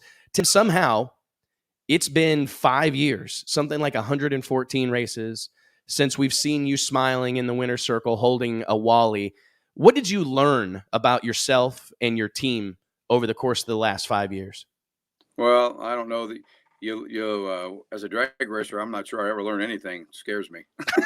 But no, I think that I had a couple people tell me, and Force was even one of them, that's like, you're an example of perseverance. So I appreciate that, because it's really exciting to actually win the race, and they couldn't do it in a better format, of course, but and the way we did it was fortunate also, but it's kind of fun, for the guys. They were pretty excited. I'm sure you, like everyone else, knew we were an underdog. So, but that makes it even sweeter. It was, and I'm going to mention that because it was, I don't know. I'll find my notes here real quick. I was going to look at your rounds here. I mean, many racers talk a lot. We'll talk about the underdog status here in a second, but many racers, Ron Capps, who you faced in the final, I mean, talk about how you really haven't done it, until you've won Indy. You've obviously, been this close, a razor's edge from earning a championship. I'm just curious, like, how significant was that win for your team and yourself in terms of accomplishments? I mean, can you be satisfied with a Nitro Funny Car career having won the U.S. Nationals, Tim? Oh yeah, but we're never satisfied. I'm a typical drag racer. I want to race, and I want to win the championship, right? So that's really not an issue. And I take one race at a time and let the chips fall. But no, I mean, we're a couple people have called me, and they're like, 20 years from now, they'll be talking about that race and that run. So I think that's, to me, is more exciting than anything. And, I've won 20 races, and I never dreamed I would do that when I started this 20 years ago. You know what I mean? I mean, I was happy to go qualify, really. So, and to do as well as we've had, and, we couldn't do that without all the help from LRS. They've been our big sponsor forever, but we're pretty excited about everything we've got to do here in our career. So, I mean, if it ended tomorrow, hey, I'd be the old fat guy sitting at the coffee shop laughing about how much fun I used to have. But we don't plan on it ending. We're going to got some good momentum, and we've got a good car. We have a good car a lot of races. I kind of stumbled at Pomona and didn't do well there. That really aggravated me. And I really came home and put my nose down and decided I was going to do better.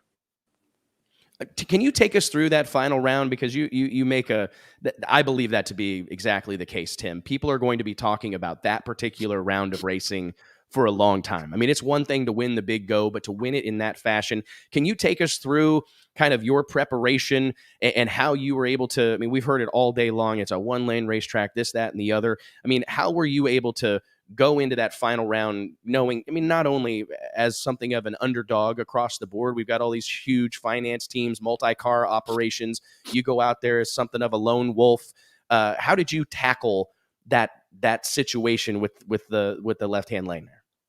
Well, I mean, them guys know that I could run with them. I mean, I was number 3 qualifier at Brainerd. I went 334 miles an hour at top speed. I mean, I went up there Friday night and just looked at the weather and truthfully, I pulled it back a little bit. I didn't have the guts that 4 or 5 of the cars did that run in the 80s and the low 90s. I thought mine had run a little better than a 94. It ate the clutch up a little early, but that's the kind of, I decided that's what I was going to do. So I didn't have myself in that situation that a lot of guys had themselves in Saturday when it rained all day. So, but we went through the rounds of racing. I had a lucky round the first round. I screwed up. I got the car out of the groove, and when it was coming back in, it pulled the tire loose. And then, I raced Force, and I put him in that right lane where nobody could get down, and I just muddled mine down through there. And then when I lost lane choice to Cruz, he put me over in that right lane, and fortunately for them, they were just, they got bit by the track itself. They were just too fast. And it pulled the tire loose, and I was not going to not go down that lane. Let's put it that way. I mean, so I had it pulled back pretty far, and it went 398 at like 325. And I thought, well, man, that lane's not as bad as everybody thinks. I mean, my shit was so safe. You can't believe it. I mean, it looked like it was pulling the trailer. It was so slow. So I got back there, and my wife said, man, they went 390. I mean, that's a pretty good run. I said, that was a stout run. That was probably the run of the day, that 390 that they went in the semis. And she said, what do you think? And I said, well, the track will be a little hotter. And I'm going to go up there with the assumption that they're going to think, let's don't lose this race. And that's the best thing that could happen to me. So, cause I'm going to go up there and say, let's win this race. And I knew that I got goosebumps. If anybody was wondering. Well, thank you. I appreciate that. But, there's a lot of strategy in racing, even in our racing, not just bracket racing. Bracket racing. And that's where I learned that kind of stuff. You race the lane and race the guy when you need to, and I knew NHRA would tune that lane up because they always do. They bit me a couple of times in the finals. We've got up there when the track was 120, and Hartman's my track guy. He's out there telling me the best thing he can in the 32 seconds they give you. And he's like, he's before, oh, this track's so damn good, you can't believe it. Well, I'm not loaded for that, right? So I went up there loaded today. So, I mean, I went up there and said, this thing's going to run fast. I was staring at a 391 run that I was comparing it to, and my wife said, you think you could run 391? I said, I bet it runs a 92 anyway. And I just tried as fast as I could early, and then I parked it in the middle. I mean, it put a hole out down there at 3.6. It would have went 90 at 325 if it wouldn't have done that. So, but wow. Because I had it slowed down so much, I was just running through the clutch down there. But yeah, I don't know. It was pretty exciting, like you say. We were real excited about that, and I'm sure that them guys, to their, to their credit, I would have went up there and done the same thing. I wouldn't have said, well, hell, I know nobody's going to go faster than the 92 or 3 down that lane, and Caps, he's going to give you 1 or 2 because he's a great driver. So hell, we're not going to give this away to Wilkerson. We're making him take it. Well, unfortunately for them, they got robbed. So, but it wasn't at gunpoint. It was by a Nitro Ford. Well, I'm telling you, you see that a lot in sports, Tim, where you see racers. I mean, this is a lot in combat sports where you see fighters start to fight not to lose instead of fighting to win. And it's amazing how often that thing will bite you in the ass. I mean, if you don't go up there and aggressive, and nobody wants to lose, and everybody wants to mitigate risks and minimize their vulnerabilities. But in that moment, I mean, I definitely think you caught them. I mean, you caught those guys laying one up, and they had a great car. They were gonna do their deal, and they were gonna go up there, and they were gonna let you give them one. And I just think that's a story for the ages that you went up there and by God, you raced to win.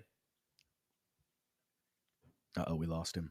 Maybe Yeah, not. no, I appreciate that. It's funny you say you talk about fighting, because my dad was a boxer, and he taught me that my whole life, that you run your course, fight when you need to fight, defend yourself when you need to defend yourself, but when it's time to fight, it's time. And that's exactly what we did, like we just said. I mean, what did I have to lose, right? If I smoked the tires, it was like, well, the lane was no good. So, but I knew they would fix it. I knew they would make it good, and they really did. To NHR's credit, they did a good job. We had some great racing there at the end of the day. We touched on this earlier in the show, Tim, but the rain shortened qualifying at the U.S. Nationals, it bit some guys. It was obviously problematic, not ideal. I'm not here to say that it was the best thing that could have happened. And I'm also not sure that you do see yourself as an underdog or not. But do you feel in that situation, like certainly a disaster for some of the teams who weren't able to get down, but did that serve some of the underdog teams well? Because it felt like we got to see some names in the first round of racing that we typically don't get to see, and some matchups in that first round that we typically wouldn't have gotten if everybody had gotten 3-4 shots at it. Maybe. Oh, yeah, we did, right? We talk about placement all the time. I mean, we don't qualify for placement, but we see it. You know what I mean? I was like, and not to get way off the subject, this year when Tasca won Atlanta, I was talking to their guys, and I said, man, I'm sure happy for you guys, because he's my Ford teammate, right? So, and I said, boy, I can't wait till I get some of your racing luck. And I offended them. They're like, whoa, what do you mean racing luck? I said, race me in round one, or you won the race because one of them. So, well, it's true, right? Say placement is something that you get a lot of times. Right, it is, and that's what happened with one qualifier. We had a lucky placement, and we took advantage of it. I thought being number 8, and we were going to have to race number 1 qualifier second round, but when Force smoked the tires, and I thought, well, this is our chance. So anyway. It was an incredible moment, Tim. I appreciate you taking the time. Last thing, I mean, I take it you're checking in from your auto repair shop, right? Uh-oh, did we lose him? Yeah, you can hear the phone ringing in the background and people talking, and yeah. Fortunately, I was trying to find a place for my exit in the front office. Well, I just think it's fantastic, man. It's a great reminder for all of us that, like, you can go win the U.S. Nationals and still, be a regular guy. I grew up at an auto repair shop, man, and hearing that distinct phone ring just kind of like sends chills up I've heard that phone ring, that particular tone, so many times, man. And it's great for the sport of drag racing to see Tim Wilkerson in the winner's circle. Tim, we'll do this again, my friend. Thank you so much for joining us for a few minutes, and we will be talking soon. I hope to see you in the winner's circle sooner rather than later. Thanks, brother. Maybe. No, I appreciate all you guys a lot, and I enjoy your show. I enjoy listening to all the different kind of racers. It teaches me something, believe it or not. I listen more than you know, and but I don't think you're going to be 5 years before we get you end of the year. I can tell. I think I can see it in your eyes, even through a weak connection. We can. Yep. I can see that. I can sense the fire in your belly, buddy. And we'll see you at the next one. I think my next outing will be the NHRA National event in Dallas. I'll track you down.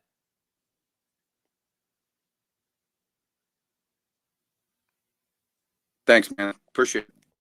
Thanks, Tim.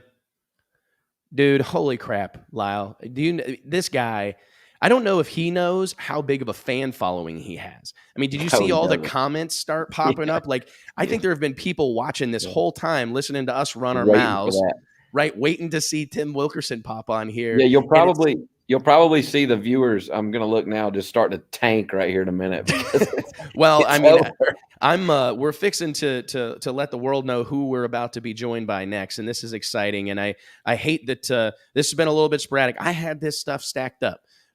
Lyle, I had it perfect, brother. We were going to start the show with Tim Wilkerson. We're going to be followed up by Steve Torrance. We're going to bring on Double E, finish things up with Jeffrey Barker, and it's been a bit of a dumpster fire, but I think we've made the most of it, man. We've had some great hearing these guys speak candidly and honestly is like my favorite thing in the world. Before you bring E on, I want to ask, I was going to ask you this earlier in the show, but now that we've talked to Steve and Tim, you talked about earlier how Steve has just absolutely dominated Top Fuel this year. I mean, how many races has he not won? 2? 1? Yeah. Well, listen to this stat real quick. Josh Hatchett, senior editor, Drag Illustrated. Shout out to my homie here. He sent me a text last night, and Josh said, believe it or not, Steve has won 45% of the last 90 races. Like, he's won basically half the races that they've had. Well, okay, perfect. So that segues into my question is, how does that affect so this weekend, Steve Torrance wins Top Fuel single-handedly. I mean, donkey stomps everybody he runs. Tim Wilkerson wins Funny Car. And you don't hear, and nothing against, I love Steve Torrance. I'm good friends with GP, with Gary Pritchett, good friends with Dom Lagana. Like, I know all those guys. That they are why I'm a Steve Torrance fan, not because Steve's not a good guy, but my favorite of all time is Scott Palmer. Steve Torrance is right in there because I like his crew and whatnot, But nobody's talking about Steve Torrance winning another Top Fuel race. The pinnacle of drag racing, period. Nobody's talking about it. I know that Tim hasn't won a race in 5 years, and that makes a big difference. But that's people aren't talking about much, and I love her to death, but as much about Erica winning Pro Stock. Everybody is talking about Tim. It was throughout the pits. Man, Tim Wilkerson just won Funny Car. So Steve Torrance dominating Top Fuel. Is it good, bad, or indifferent that he continues to win 45 to 50% of the Top Fuel races? Is it imperative and is it extremely important that somebody like Tim Wilkerson wins every now and again? And on the flip side, Steve Torrance winning all the time, is it bad? I don't know. I mean, I feel you. I mean, I don't know either. I don't even know how to answer that question. My dad used to always tell me, like, everybody hates the Yankees. Everybody hates a winner, right? Nobody wants to see everybody win all the time, right? And I get it, because I think either way, I mean, I totally respect what you're saying, because if it was just Bob Tasca winning every race, you know what I mean, or the same group or the same guy winning all the time, it wouldn't be near as exciting as it is. I mean, Funny Car, seeing Wilkerson win, that's good for the sport. I mean, it just, like, not to say any of those other guys aren't good guys, but this is like mark one down for the good guys. Mark one down for the guys that inspire other people to go drag racing. There's no doubt in my mind that it's a good thing for the sport of drag racing, and it will change the dynamic. In my opinion, it'll improve the countdown. Will be more exciting to have Tim Wilkerson be part of the conversation than if it was just Robert Height running away with it or Matt Hagan running away with it, man. It's a good thing. Ladies and gentlemen, I'm going to dive off here for just a second. And excuse me, wrong button, Lyle. My bad. I'm not without Murder Tundra. I hardly know what to do. Guys, I'm going to be honest here and say that I've never in my life seen a driver more consistently able to make the difference than this one. And I'm not sure that you heard what I said, but make the difference.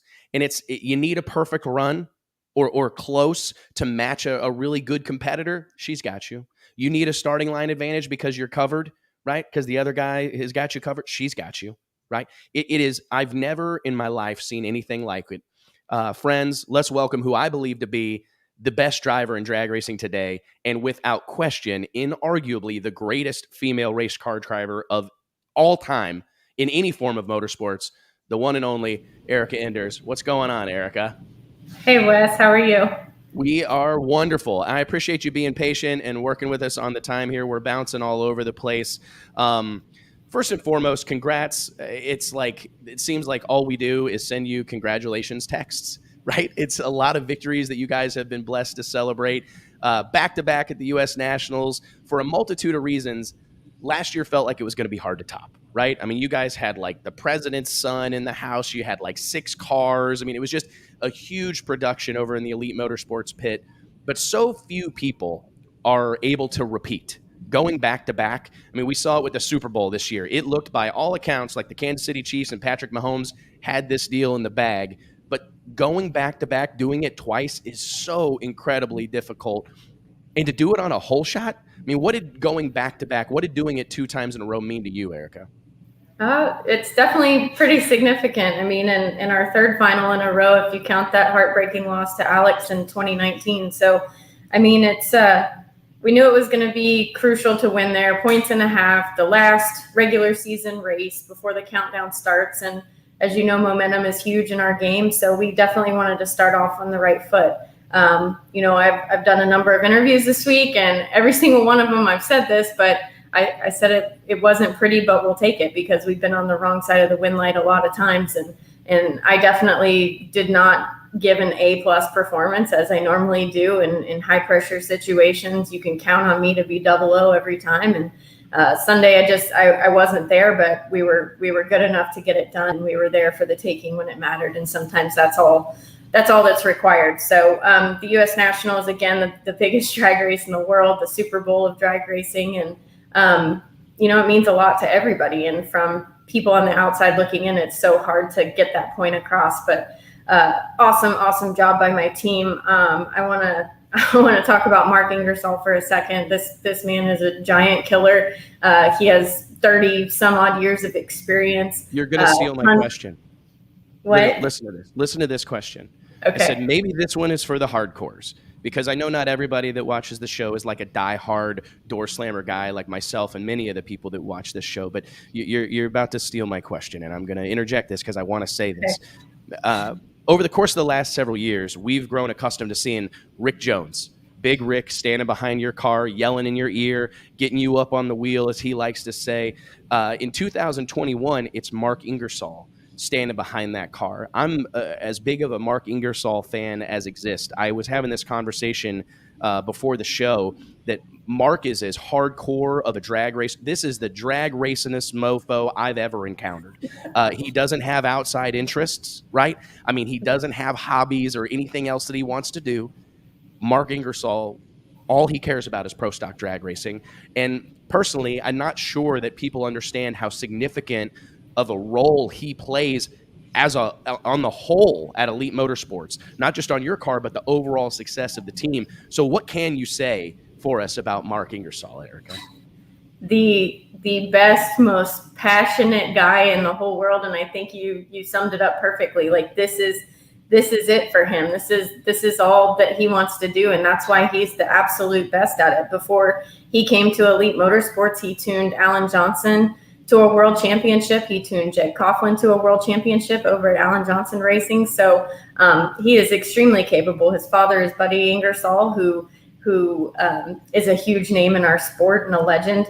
And he grew up at the racetrack. So I think like a lot of us, like that's why we have the passion that we have. But I know how competitive I am and how badly I want to win and how I act as if this is the only thing in life that matters, which it doesn't, but that's how I feel and that's how I act. Well, Mark Ingersoll is 300,000 times that. Like he gets emotional. He gets pissed off. He'll walk off the starting line and offer somebody an ass whoop, and he'll pull his hat down so many times that he rips the seams in it. He's an amazing guy. He's super passionate. And on Sunday, he carried me. He absolutely carried me. He gave me the confidence that I needed by having confidence in himself and in my crew members. So I can't say enough about him. Rick and Ricky Jones are still part of our program. They're hard at work back in Galesburg, Illinois at RJ Race Cars and Quartermax. And we get a lot of questions about why they're not here, and they're for personal reasons, but they are absolutely still part of our program. And Rick is my guy. He called to give me a pep talk on the way to the airport going to the U.S. Nationals, and he was one of my first phone calls when I got out of the car on Sunday. So I don't want to act like we're forgetting about them because they're an intricate part of this program as well. But Mark is the man.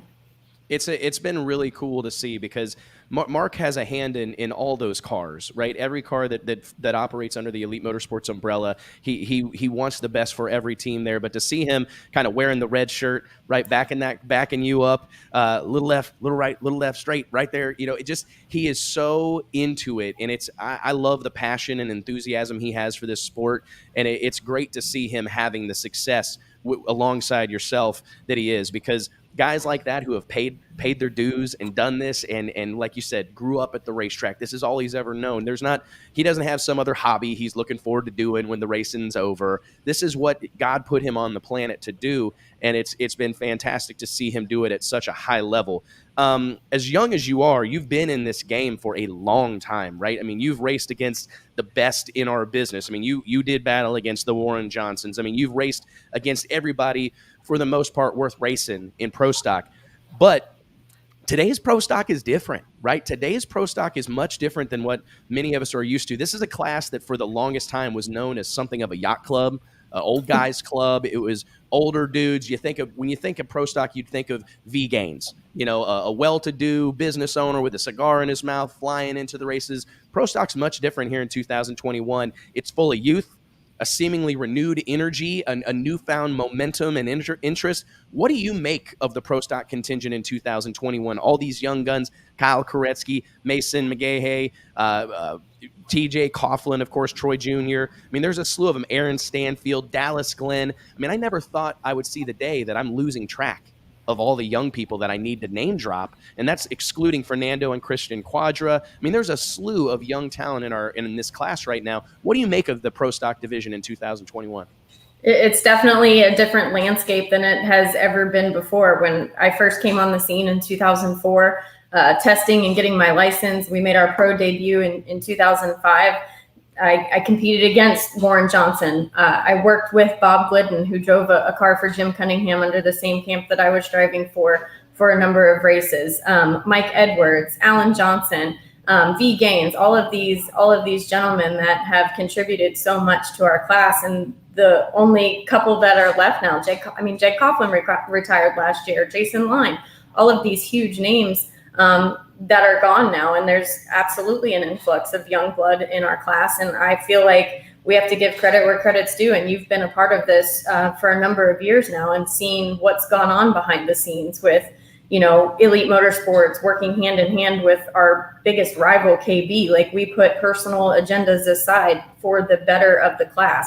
We made it cheaper to rent engines, to do a Richard calls it a ride and drive program, where you bring your helmet, you show up and race, and you don't have to own anything. And that's like TJ Coughlin's program right now. And, Aaron Stanfield running under our banner as well. So we have lowered the cost of pro stock. We've made it attainable. And I feel like that's the reason why you've seen a lot of the younger kids out there. Like Kyle Koretsky, his dad raced pro stock for a long time. Mason McGaha, his dad raced for a long time as well, still does.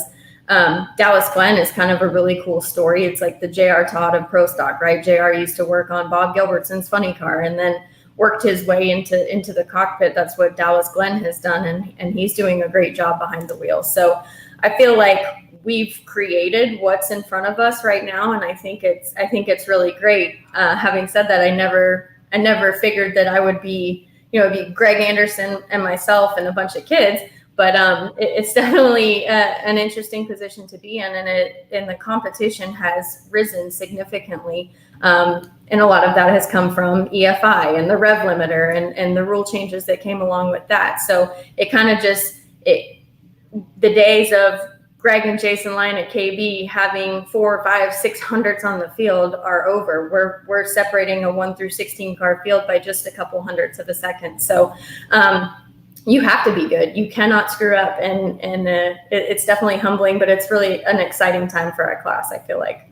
I couldn't agree more, man. It's interesting because there's never been a time, I don't think, outside of here recently, that you hear like all these rumblings of, hey, so-and-so is going to try to go pro stock racing. So-and-so is trying to put a deal together. And I think, in years past, it was so expensive, and like a lot of people wouldn't even consider that as a pathway for their career or a pathway for their future. Whereas now it's becoming, I think we were crazy. I'm sure there's people watching along going, oh, it's affordable, my ass, or whatever. But in the grand scheme of things, when you compare it to many of the other pro level class, even pro modified, I think there's this big belief system that pro mod's much cheaper or much more affordable than pro stock. And here in 2021, it's just absolutely not the case. Much to your point, Erica, historically, it seems like there's always been a team in pro stock that is enjoying at least a slight performance advantage. Like, it seems like there's always a camp that's got an edge. Here and now, though, again, to your point, it's tight. I mean, it's anybody's ball game. A multitude of drivers can make the difference, right, between a win and a loss on the starting line. How tough would a championship run here be for yourself and Elite Motorsports as you roll into the countdown? Oh, it's definitely going to be a dogfight. It'll be a true challenge. There's a lot of tough competitors out there. I know exactly what we're capable of under our Elite Motorsports Elite Performance banner. I know the horsepower that goes into my toughest competitors right now, Aaron Stanfield and TJ Coughlin. And the KB guys are never any slouch. I mean, Greg Anderson's qualified on the pole most of the races this year. So it's going to be a challenge. I know what's ahead of us. And I was talking about this earlier today, Indy being the last regular season race. Well, the first 3 races of the countdown are back to back to back.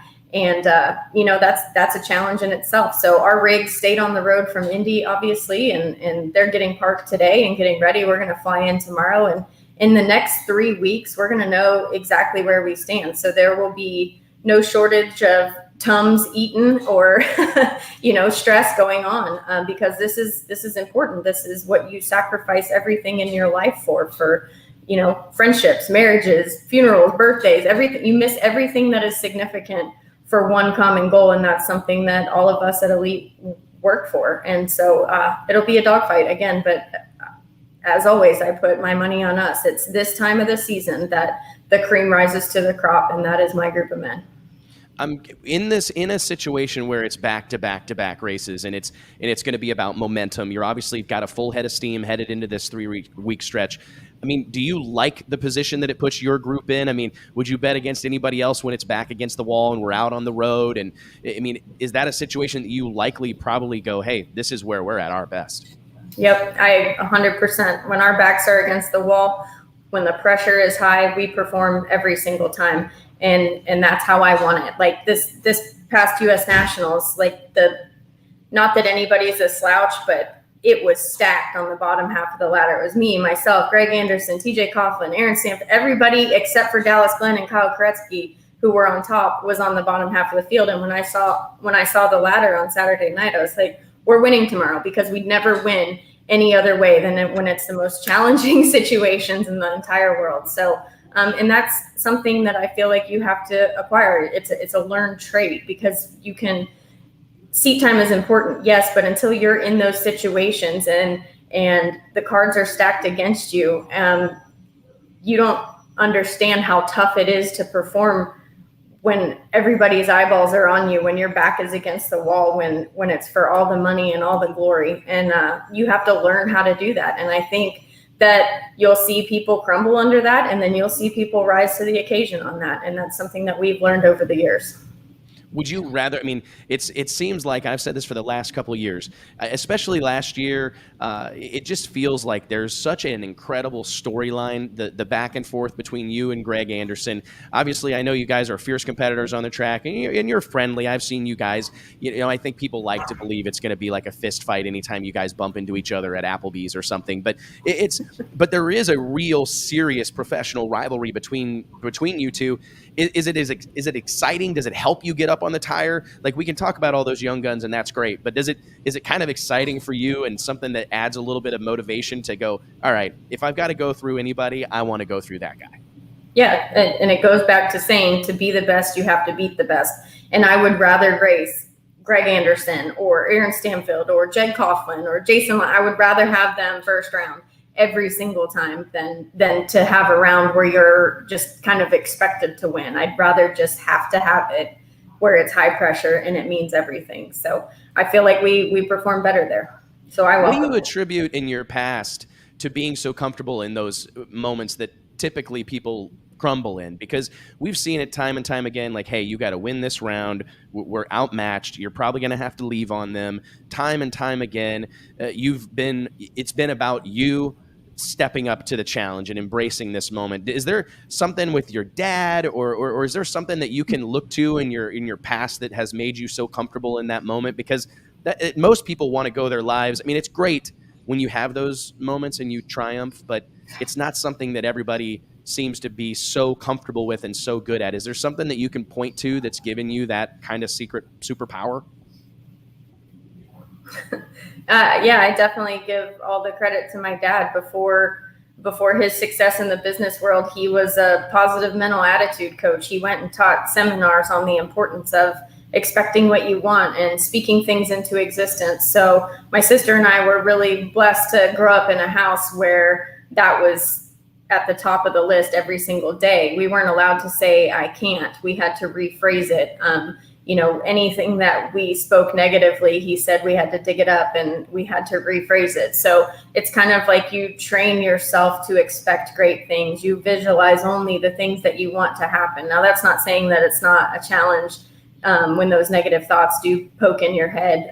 But at the beginning, that's how we were raised. And my dad has kept going with that throughout my professional career. He was, talking to me on the phone on Sunday, and Courtney, who's my forever hype girl, like when I get in my own head, she gets me out of it. She's the last person in my door before I hit the starter button. So all of those things are extremely important. But going back to like getting into a pro stock car, like you have to learn how to do this. You have to learn to perform in those situations. And you have to acquire thick skin, which is also not something that I had naturally. I had to figure out how to get there, and I'm still learning. But I feel like being treated poorly or having your teeth pulled on purpose by a team member or being faced with all these different adversities makes you better, makes you stronger. When you're going through it, you don't necessarily think that way. And there are days I put my head down on my desk and cry. I'm like, why do I even do this? But it's those moments that make you shine when it matters. It makes the good great. Thank you. No, I got goosebumps. That was a great answer. I didn't even have that question written down. But seriously, because you have to wonder, like, what is it that equips people with like the emotional skills required to thrive in what we all know. It's obviously tense in the, hey, we want to win and the points implications, but there's all sorts of other things going on at any given time. And to be able to rise up time and time again, I'm just massively impressed by it. There was a meeting, apparently. I wasn't a part of it, but I heard about it later. The NHRA came over to the pits, kind of rallied, got all the pro stock guys and gals together to talk about the future of the class. And by all accounts, it was a really positive endeavor, a really positive meeting. Can you give us a little insight? Do you feel like, we were just talking about it, one of the most exciting storylines that exist in drag racing right now is you and Greg Anderson going head to head. It's been that story for the last couple of years. There's all these old highlights we can use, and there's all these old little stories that we can use to support the story. Do you feel like NHRA is kind of recognizing the diamond in the rough they have with pro stock drag racing right now?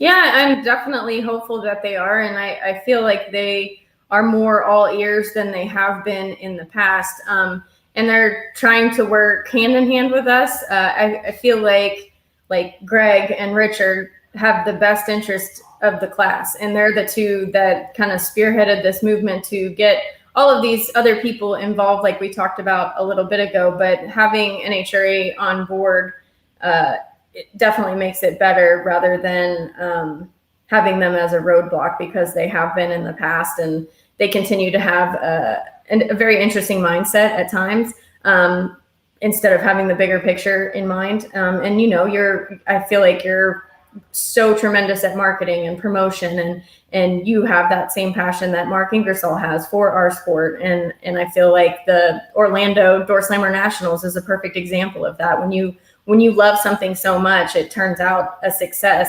no matter what. So yeah, the meeting went well. I feel like the Dallas race is going to be really cool. The Texas Stampede of Speed. Yeah, like a week-long deal. Yeah, like concerts and fireworks and pub crawls and a movie viewing with Don the Snake Perdome. And then we're going to get to test. The pros are going to get to test on Wednesday. And the sportsman guys are running the Houston National before they run the Dallas National, because Houston got rained out for the sportsman guys. So the whole week is going to be packed full of excitement. And they're giving us travel expenses. They're giving us low qualifying money, which has not happened since K&N disappeared from the scene. And it's just, I feel like it's getting better, right? It's got to be getting exciting, better. man. I mean, and a lot of times it doesn't take and I've tried to tell this to folks before, that it's not, I don't know that any of these team owners or drivers expect a back rub and $1 million, but No. a little goes a long way. Like a little bit of something to make them feel good and to make them feel appreciated. And before I bring Lyle Barnett on here, I know Lyle I've been trying to get Lyle on to ask some questions this whole time. I've been kind of flying solo without Murder Tundra and Mike Carpenter here today, but I do want to ask you, and this, I don't want this to skew negative because I'm the hopelessly optimistic guy, but I'm sure it had to break your heart to hear the news about Houston Raceway Park. What's your take on that? Do you think that there's a future for quarter mile national event level drag racing in Houston, Texas? Because it's one of the biggest, most significant markets in the country. I can't hardly imagine the NHRA not going there. What's your take on that whole situation as a Houston native?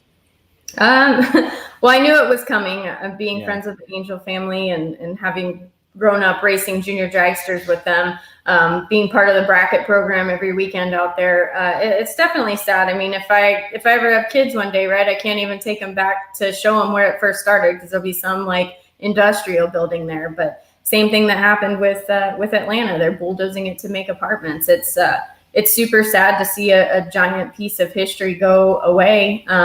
But again, times are so weird right now. I just read on my Houston News app, they're taking another statue down in Virginia. It's just what is going on in the world right now? I have no idea, but we just have to make the best of it, and we're going to move forward. But absolutely, I think that we would be missing out as a sanctioning body and as a sport to not have a drag race in the fourth largest city in the country on the footprint of the United States. I mean, it's such a huge market. It's got so many media outlets, and it's such a great part of the world. I mean, I know I'm a little biased because I'm from there, but home is home no matter where you are.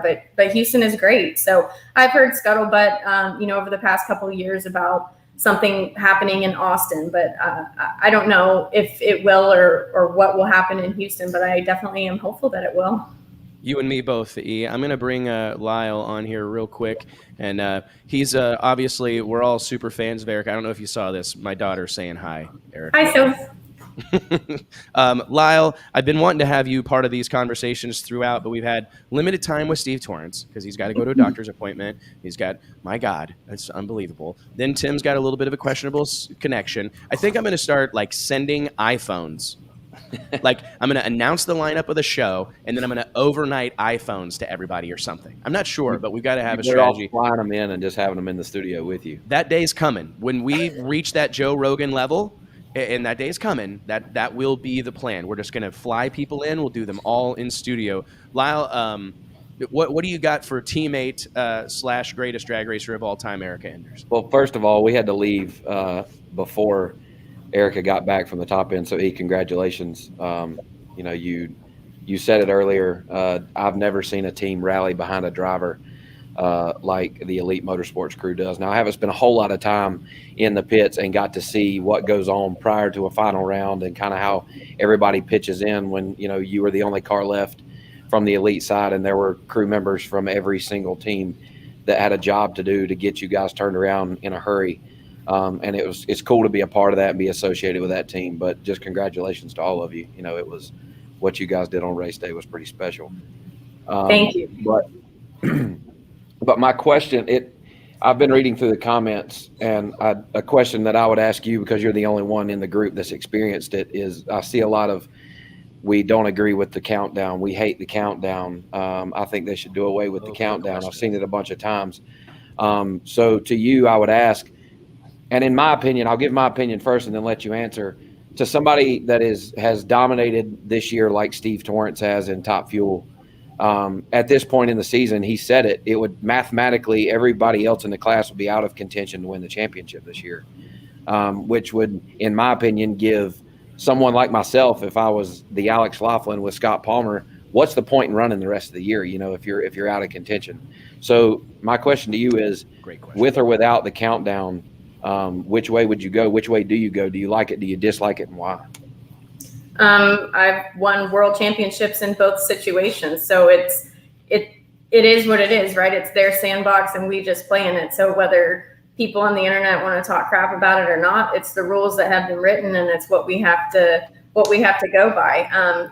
In 2014, it came down to the final round at the final race for winner take all between myself and Jason Line.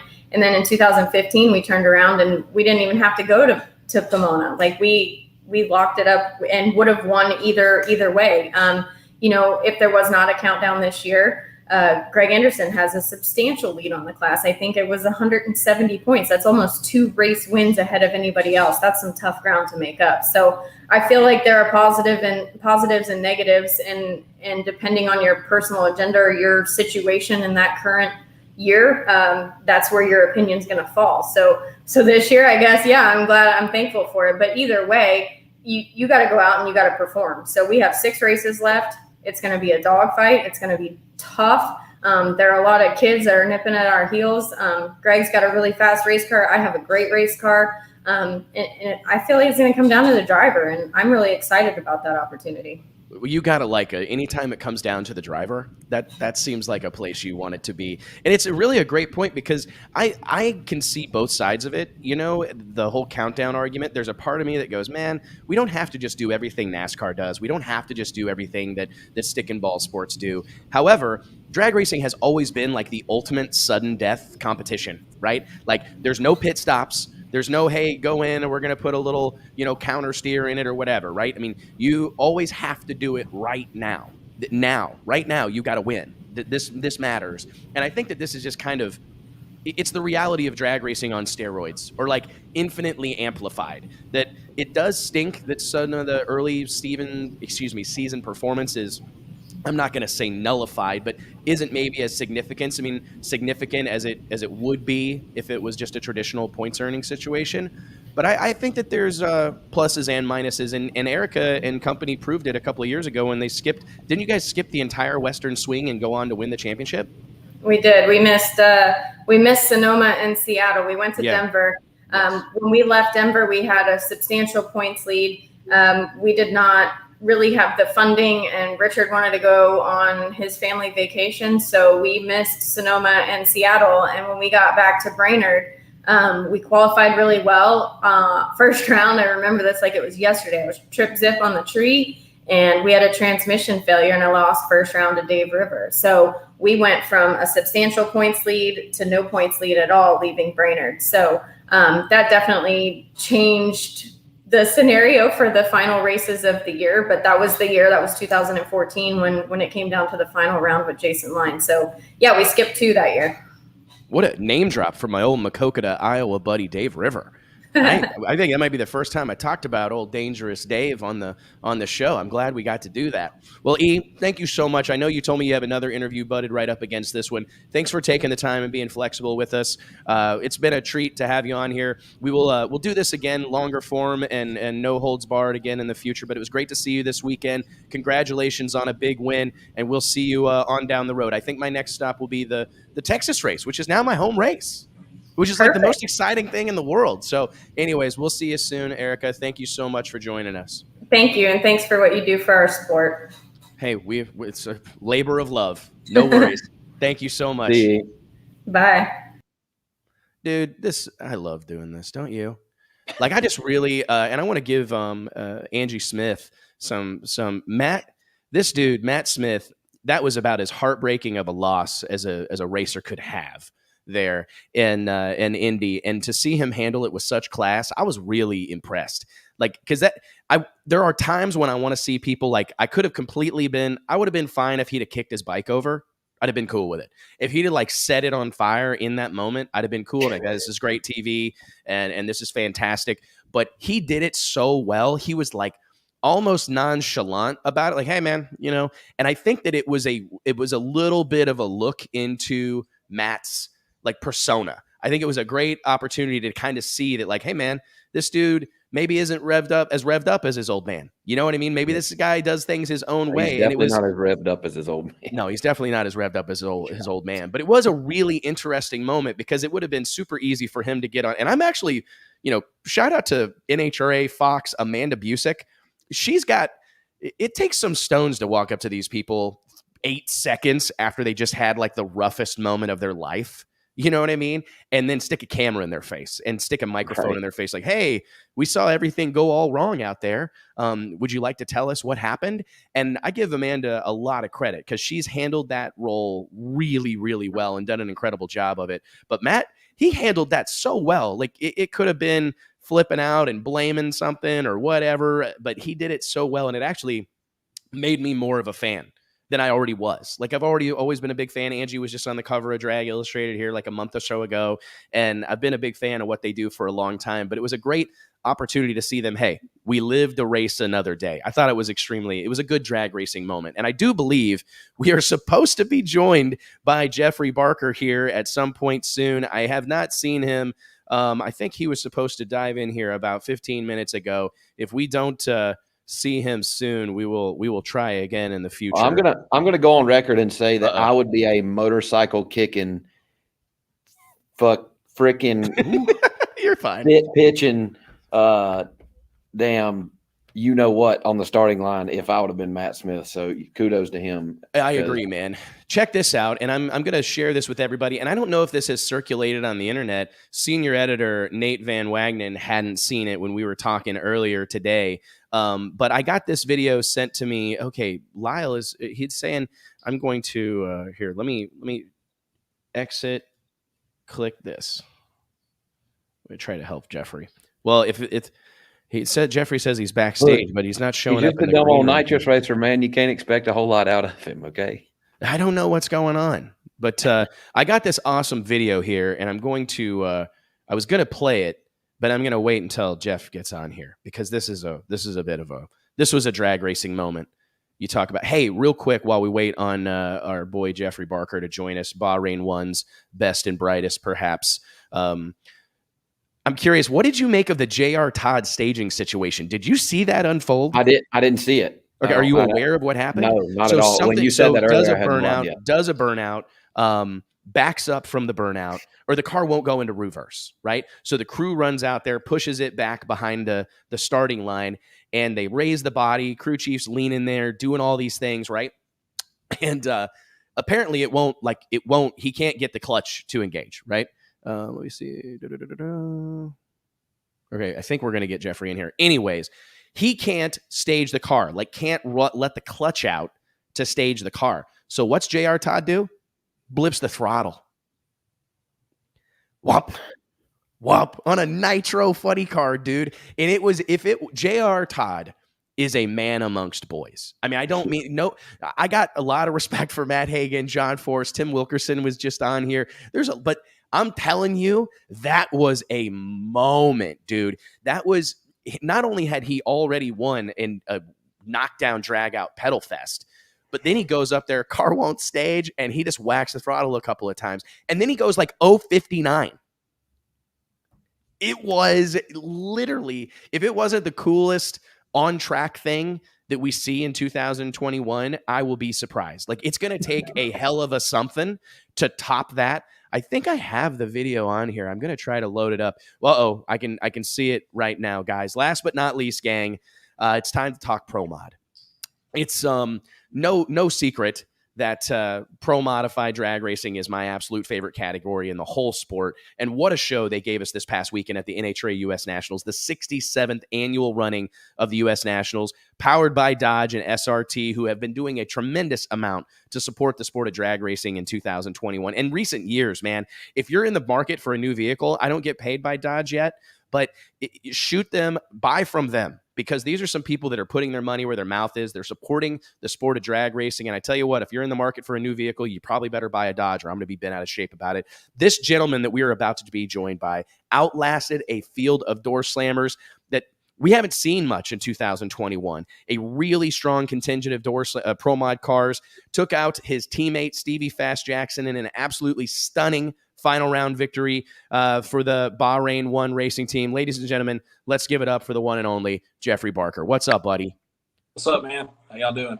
Man, we're doing great, dude. Good to see you. I'm going to bring Lyle back on here in a second, but I'm just curious, man, considering all the drama that we've had in 2021 regarding the rules and the parity or lack thereof in Pro Mod, how important was this win not only for you as a racer and someone who, is obviously wants to make a statement in pro modified drag racing, compete for a championship, but how important was this win for the class?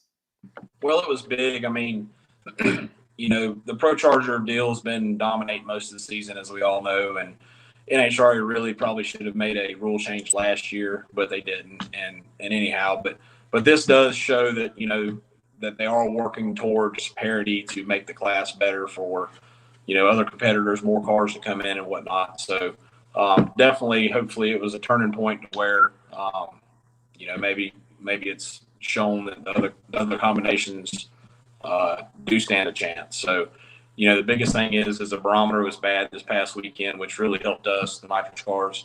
The blower cars and Pro Charger cars are still going to run really well when the air gets better, but we're just going to take advantage of what we can when the air is bad. Well, I think it felt like a genuine moment. I've been saying that a lot, but we needed to see something different, right? We'd seen Jose Gonzalez go, 3 in a row, Pro Charger car. It's been the talk of town, qualifying number 1 at every race, and to see a nitrous car in the final round, and then to see this happen. Can you take us through this moment here? Because personally, I thought it was significant. I received an awesome video Sunday afternoon, a clip of you firing up that Bahrain 1 Racing Toyota and driving that bad boy back to the pits. I wish Erica was on here to watch this. It seems significant to me on a lot of levels, Jeffrey. You win a 574 in the final. I mean, a stout run. It wasn't like a layup or anything like that. And apparently you didn't hurt anything. Let's check this video out. I'm so glad that I got this sent to me.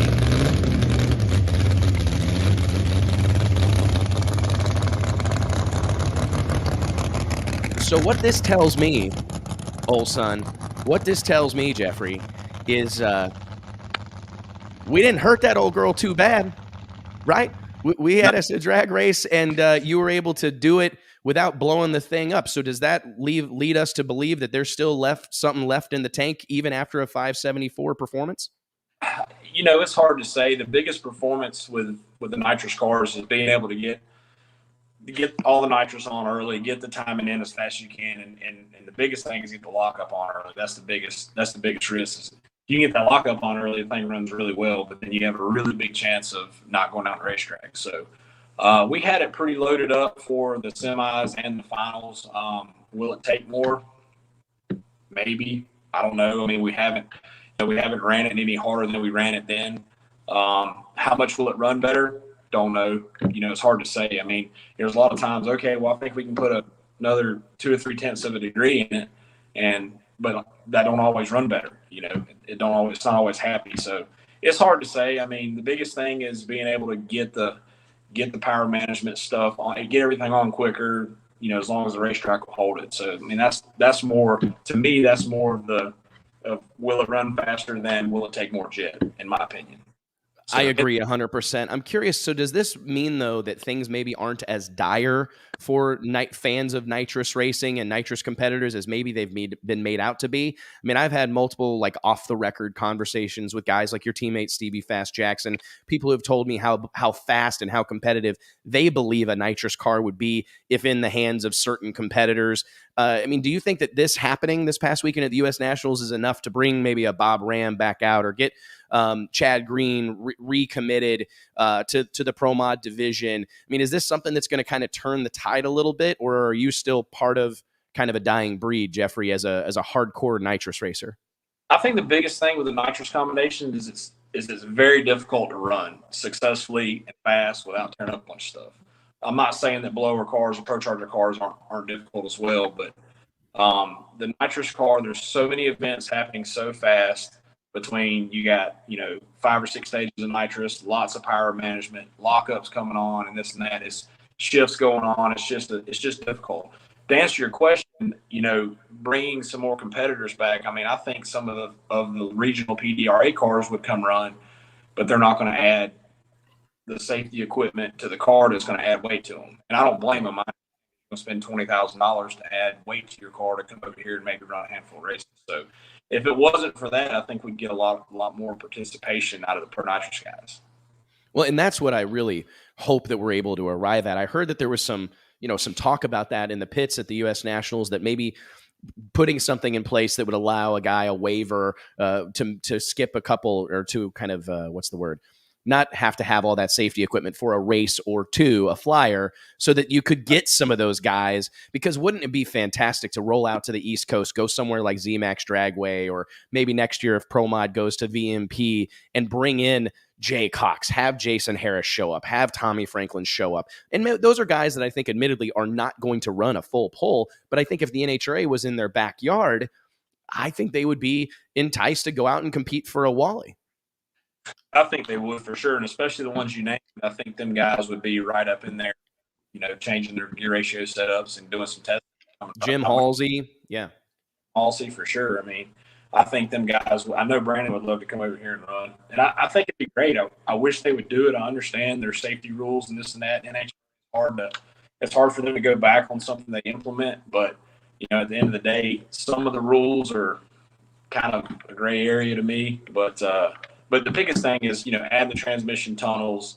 That's a big job, and that's a lot of money, and it adds weight and all the other stuff they implemented. I mean, the fresh air deal, that adds some weight. It is nice to have, but there again, a pro nitrous guy is not going to put all that stuff in the car if you don't have to have it, because they're doing all they can to cut weight on the car. So, but I wish they would do something. I wish we could get some of those guys over here, and I think it'd really be awesome for the class. We've talked a lot recently about all your dad has accomplished in drag racing, right? His support of your racing endeavors, your team, everything you have going on. How much did this weekend mean to the Barker family? I mean, you grew up at the racetrack, you're married to a racer, your kids go with you to the racetrack. I mean, this is the ultimate kind of come up through the ranks drag racing story. Sunday afternoon, you find yourself holding an NHRA Wally at the biggest drag race on the planet Earth. I mean, I can't imagine what the last couple of days have looked like for you and your family. It was awesome. I mean, to be able to come up through the ranks as I did, and to win on his birthday weekend. His birthday's always obviously on the same weekend as U.S. Nationals, Labor Day weekend. I mean, it was, you couldn't ask for nothing better. I've struggled a bunch over the last few years in Pro Mod, and that's just part of it. It's just growing pains. I mean, I've known the whole time that with this car we've had a car that could win and all that. So it was good. We ran good. I don't know that you could ask for a better weekend. I got to run Stevie in the final, and Stevie is, the brains behind this deal. And, a lot of people probably assume that because of his point situation that maybe there was going to be a gimme round. And I can tell you, Stevie well enough to know that he would if you go out there in red light or whatever, fine, but he does not want any gimme round at all. So he come in the trailer before the final, and he's like, "What do you think? What do you want to do? This is what I would do. Do whatever you want." And I told him, I said, I don't think you can run as fast as I can here. And he looked at me and agreed. And I said, I just don't want to do anything silly. If I go up there and you make a good run and you beat me, fine, but I want us to have a good race. And that's what it was. But to be able to win that race, win my first Pro Mod race, be at the U.S. Nationals, and then to be able to run Stevie in the final was really, like I said, I just don't know if you could have scripted it any better. When you look back at how this whole thing has come to be, I'm not sure that everybody kind of knows all the nuance or all the intricacies of how this relationship came to be, getting involved with Stevie. When I first saw you kind of working with him quite frequently, it was on Marcus Burt's Radio versus the World car. I believe you were kind of brought in as like a big time helping hand, someone who could help them run another car in its entirety. And that's something that I want to talk about, because I do think, much to the way people would assume that there may have been some team orders at play in that final round, I also think that there's a lot of people that might assume Stevie Jackson and Billy Stockland run your program entirely.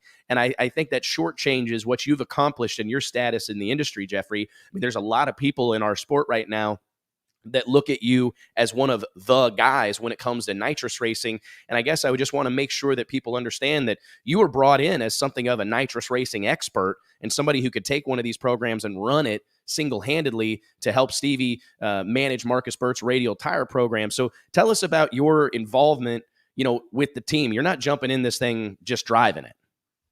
No, so the way that I got, I guess, kind of paired up with Stevie was with David Floyd had a grudge car. I don't remember how many years ago it's been now, but he bought a complete drivetrain from Stevie, And their agreement was Stevie would get it, worked out for him and get it going. And I knew he had all the stuff. And then David called me and he said, "Hey, I want you to drive this car." So I said, "Okay." So I go out the track and Stevie comes out there and he walks up to me and he says, "You driving this thing?" And I said, "Yeah, I guess so." And he said, "You ever drove a race car before?" And this, I think it was at 15 because I think I just won the first Top Sports Championship. Yeah. And I said, "Yeah, I've driven a car before." And he said, "You ever drove a radio car?" And I said, "Yeah." And he said, "How fast did it go?" And I said, "Like 420s. He said, "You're definitely going to flip over and die, catch on fire." So we run that test session. And I remember it didn't go real good. We come out again to another test session. And I remember I make a run and it spun the tires or something. Come back, he's like, "Why'd you lift?" And I said, "It spun the tires out there." And then he looks at the data, it's like, "It did spin the tires." So like the next run, car leads starting line, and I didn't have many runs in the car, but it sounded funny. So I lifted, and we get back. He's like, "Why'd you lift? The car's on a good run." And I said, "It sounded funny. I think it spit a rocker arm off, pulled the valve cover, and had a broke rocker arm." So he's like looking at me. He's like, "Huh." So it kind of that's the way it started. Was from that. I raced that car for quite a while, and then time went on. The turbo deal came about, and then Marcus's deal came up, which how all that stuff came up with all the talks of a nitrous car couldn't compete on in RVW. So that came up, and he called me. How can we? Who's got a car we can run that? And I said, "Well, Marcus has got everything. Sitting here. He's 30 minutes away," and that's how that deal started. So and as far as Stevie and Billy being the brains behind my deal, it's funny because Billy wants to be a part of that car because he loves nitrous racing, but Stevie won't let him. I don't even think Billy's ever seen a graph of anything on there. I don't. He maybe has, but Stevie's. It's just funny how Stevie is when it comes to that kind of stuff. So, but it's been a great deal. I mean, there's it's been it's fortunate that I've been able to do it the way I've done it through them, and it's also benefited them in such a way too that they have a guy that can come in and do like when Marcus won his race last year in the fall, Stevie was gone and I can't remember, Dallas or somewhere, and I was in control of him and JR Gray's car that weekend at Donald's race. So it's been a good deal for everybody. I think it's been fantastic to see, man. And it's one of the coolest things about it right now is the Bahrain 1 camp, minus a turbo car. I mean, they got a Roots car, they got a Pro Charger car, they've got your nitrous car, a couple Roots cars, I guess. It's a really, really neat thing. What's the future hold for you as far as, 2021 is concerned? I take it we're going to, Jeffrey Barker's going to be at the rest of them? I'll be at Charlotte next week, and I will be at Bristol. I've not originally planned to go to Dallas or Vegas. I got a new shop will be completed hopefully in the next week or two. So I need to be around here to kind of make sure all that goes like it needs to. But that's the plan for the rest of the year. And for 2022, currently we're planning on continuing, but you know how that goes, the off season and everything else will sometimes different things pop up. So we'll see. Any chance we ever see an actual like Toyota body door slammer out here? I don't know. We've talked about it. The biggest thing right now is you can't get a car cars are so far out. If you decide you want to do it, it's going to be, you'd be lucky to get one by 2023. Stevie's had a car ordered, I think, for like a year and a half and don't have it yet. So that's the biggest thing. But yes, we have talked about it. Because I just think that would be kind of golly, it's not like Pro Mod needs any more diversity, but it would be cool to see. And I think it's, even though, any trained eye is going to be able to tell you it's a Camaro with the Toyota decals on it, it's still cool to see Toyota on the qualifying sheets, man. And it just is another thing that speaks to how unique pro modified drag racing really is and with everything that's going on in the sport of drag racing, it really does shine and kind of stand tall as a really eclectic group of racers, group of cars. And everybody knows I'm the biggest Pro Mod fan in the world, but I hope that the class is turning something of a corner. Did you feel, what did you feel like the mood was in Indy amongst the racers? Admittedly, throughout the course of 2021, it seems like people have been a little frustrated, right? Car count's not where we want it to be. Parity and the rules have been problematic. Do you feel like the class started to turn a corner at all in Indianapolis? I feel like the meeting we had overall went decent. We all brought up pretty good points. You and Lyle talked earlier about from the 12 race to 10 race deal. I think that would be a good deal for the Pro Mod class.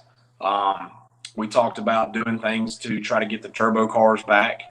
That would be, I don't know how many turbo cars are still sitting around, but I know there's some.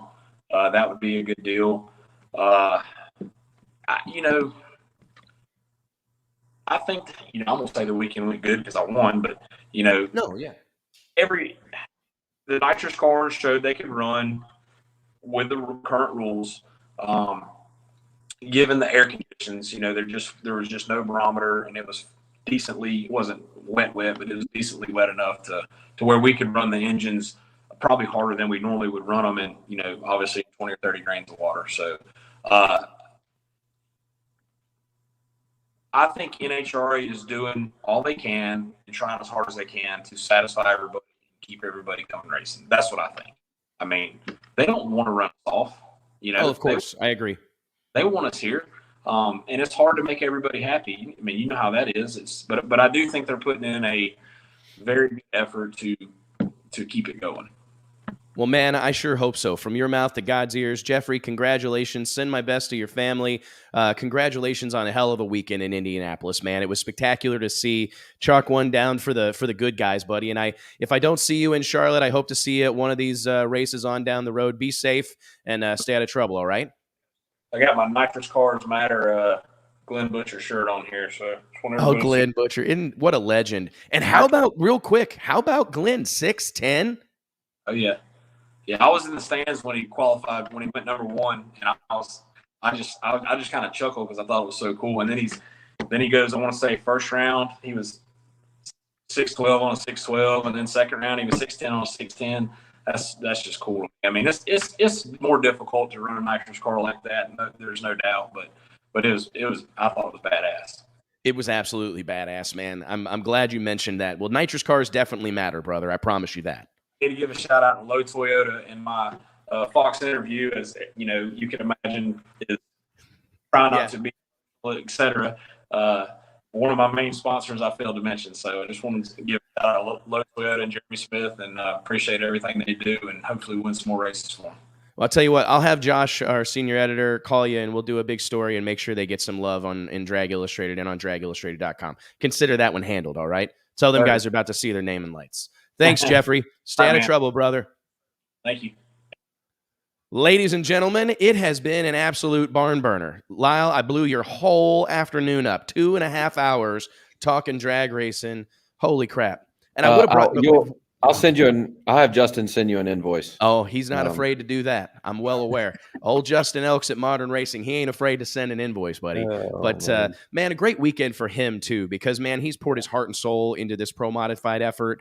Well, they're back there working right now. It's amazing, man. The rig got here yesterday. We're fixing Justin Bond's car, like I said. So Johnny had to go to St. Louis and get the new body for it. The rig got back. Today's Wednesday. Yeah, yesterday. We unloaded. They are already on the dyno trying some new stuff. Like his brain, he was texting me, and I had text messages when I got off the airplane Monday morning where he had thought of this and had ordered that. Like that dude, his brain never stops working. We're always looking to try to improve. So we're looking forward to Charlotte. I think that's honestly, Pro Mod, I don't know that anybody thought this is where the class, it evolved rapidly. Like it was doing this, and then it kind of just did this. Yeah. And I think all the influx of, the Alanabi Racings, Bahrain 1, these big elite motorsports, right? Proline and that whole camp, Jose Gonzalez, Q80. All these really well-financed, super serious competitors. Sidney Frigo has to be mentioned there. Mike Salinas, like all these super high-level teams arrived, and it's just pushed the needle way past 10. Yep, I agree. It's an interesting thing, man. When first round was over Sunday afternoon, all those names you just mentioned were out, and like it was such a wild weekend we talked, you had texted me earlier about the one qualifier deal, and I think this past weekend, especially it being the U.S. Nationals and the one qualifier deal, you're going to see big changes in strategy for teams across the board. You know, like I've always known, Stevie Jackson told me when I started this deal, he was like, you either make a good run Q1 or you're behind the rest of the race. And if you made a bad run in Q1 this past weekend, you were either out or at the bottom half with, like Steve Torrance said earlier, a one-lane racetrack. You got put in the bad lane. Like your bad run Friday afternoon, and we didn't know we were getting one qualifier. The rain just washed us out. So that one bad run on Friday afternoon set the tone for the rest of your weekend. And a lot of Jose Gonzalez leading the points in Pro Mod out first round.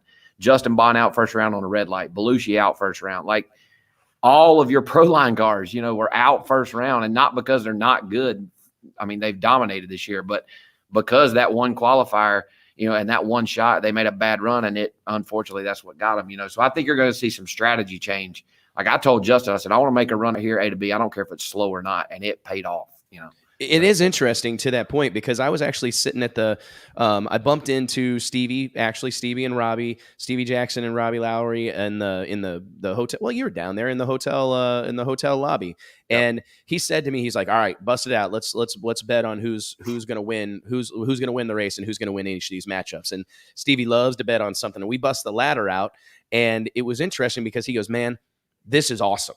This one qualifier deal, these are matchups that you would never see. Like this would never, ever happen any other way. And it was interesting because Stevie, he's going to be Stevie. Like he's the ultimate competitor, but he's also a fan and he gets it. And he looks at this and he goes, man, this is the best thing that could have happened this weekend. Because it makes all the teams that are going to get, like they're going to make a run. You give them 3-4 shots at it, they're going to make a good run. Absolutely. But when you give everybody one crack at it and then have a drag race, man, it does make things exciting. And he mentioned, he goes, everybody was clamoring, because I don't know if you remember this, when we first started doing this show, one of the biggest storylines in drag racing, door slammer drag racing, was how screwed up it was that the NHRA only gave Pro Mod 3 qualifiers. People were pissed about it. I mean, a lot of racers felt disrespected. Fans didn't like it. How come everybody else gets 4 and Pro Mod gets 3?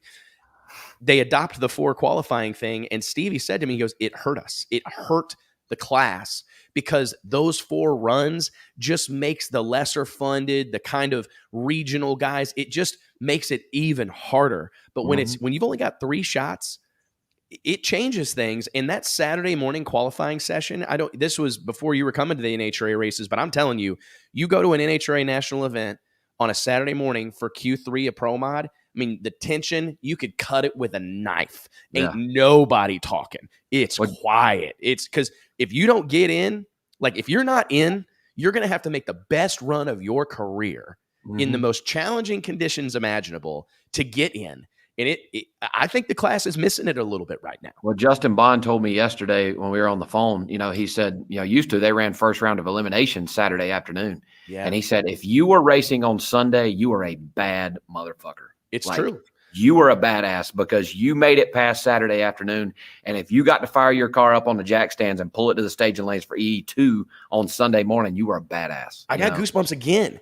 And that's not that I missed that. I'm still, now I get to race on Sunday no matter what, but there were people who didn't like it because, if you brought in a sponsor, because I had this happen to me a handful of times, you bring in a sponsor and you got them all juiced up, right? And it's like Sunday's race day or whatever, and you don't even unload the car. You know what I mean? It can make for a real rough, uncomfortable Sunday afternoon. However, he's exactly right. Like if you were there on Sunday and you race Pro Mod, you were in elite company. I mean, these are the baddest dudes in indoor car racing. And I do think the class, there's some of those things you don't know are advantage or don't know are good until they're gone. Yeah. It's an interesting thing. Well, Lyle, thank you so much, brother. I appreciate you more than you know. Thanks for filling in for my boys. I'll check in with you later and let you get out of here, dude. Thank you so much. All right, man. Yep, anytime. Thanks, brother. Talk soon. You guys. Ladies and gentlemen, thank you so much. 2.5 hours talking drag racing on a Wednesday afternoon. We appreciate it more than you know. Remember, click like, click share. Help us spread the gospel of drag racing. I say it all the time, but I mean it when I say it. Drag racing is the great American motorsport. I believe there's not a class that exists in this sport that doesn't deserve to be paid more, that doesn't deserve to race in front of more fans, and it's our responsibility to change that dynamic. I'm not saying we're not in a great place. We absolutely are, but there's always room for improvement, and I think that it takes all of us, right, singing the praises of the sport, bringing people out to the track, click and share, helping us make sure people know what's going on, introducing them to these incredible characters. Did you see these people? I mean, were you paying attention? Tim Wilkerson, this guy's an auto mechanic. He's a repair shop owner that races NHRA Nitro Funny Car, competes at the highest level of drag racing, right? Steve Torrance, incredible guy, right? Charismatic, good looking, clean cut, super successful. I mean, there's so many incredible stories to tell in our sport, and the world deserves to hear them. Erica Enders, girl next door, most talented drag racing driver perhaps on the planet right now. Jeffrey Barker, right? Self-made, do-it-yourselfer, hands-on guy, can tell the cars broke a rocker going down the track, right? I mean, these are incredible stories. Lyle Barnett, a guy who has battled adversity that most of us will never even begin to comprehend, right? Who's living out his dreams, chasing the drag racing dream, right? Trying to win a Wally, trying to compete at the highest levels of drag racing. These men and women are the salt of the earth. They deserve more than they get. They deserve more than they have. Right? This sport is the great American motorsport, and it's going to take a collective, concentrated effort from all of us to make that happen. So please, if your contribution is nothing more than clicking like, clicking share, please do it. If you can buy a ticket, if you can make it out to a race, come see us, right? This is the greatest show on asphalt and concrete. We'll see you next Wednesday. Say your prayers, stay shallow, and thanks for watching, guys. We appreciate it more than you know.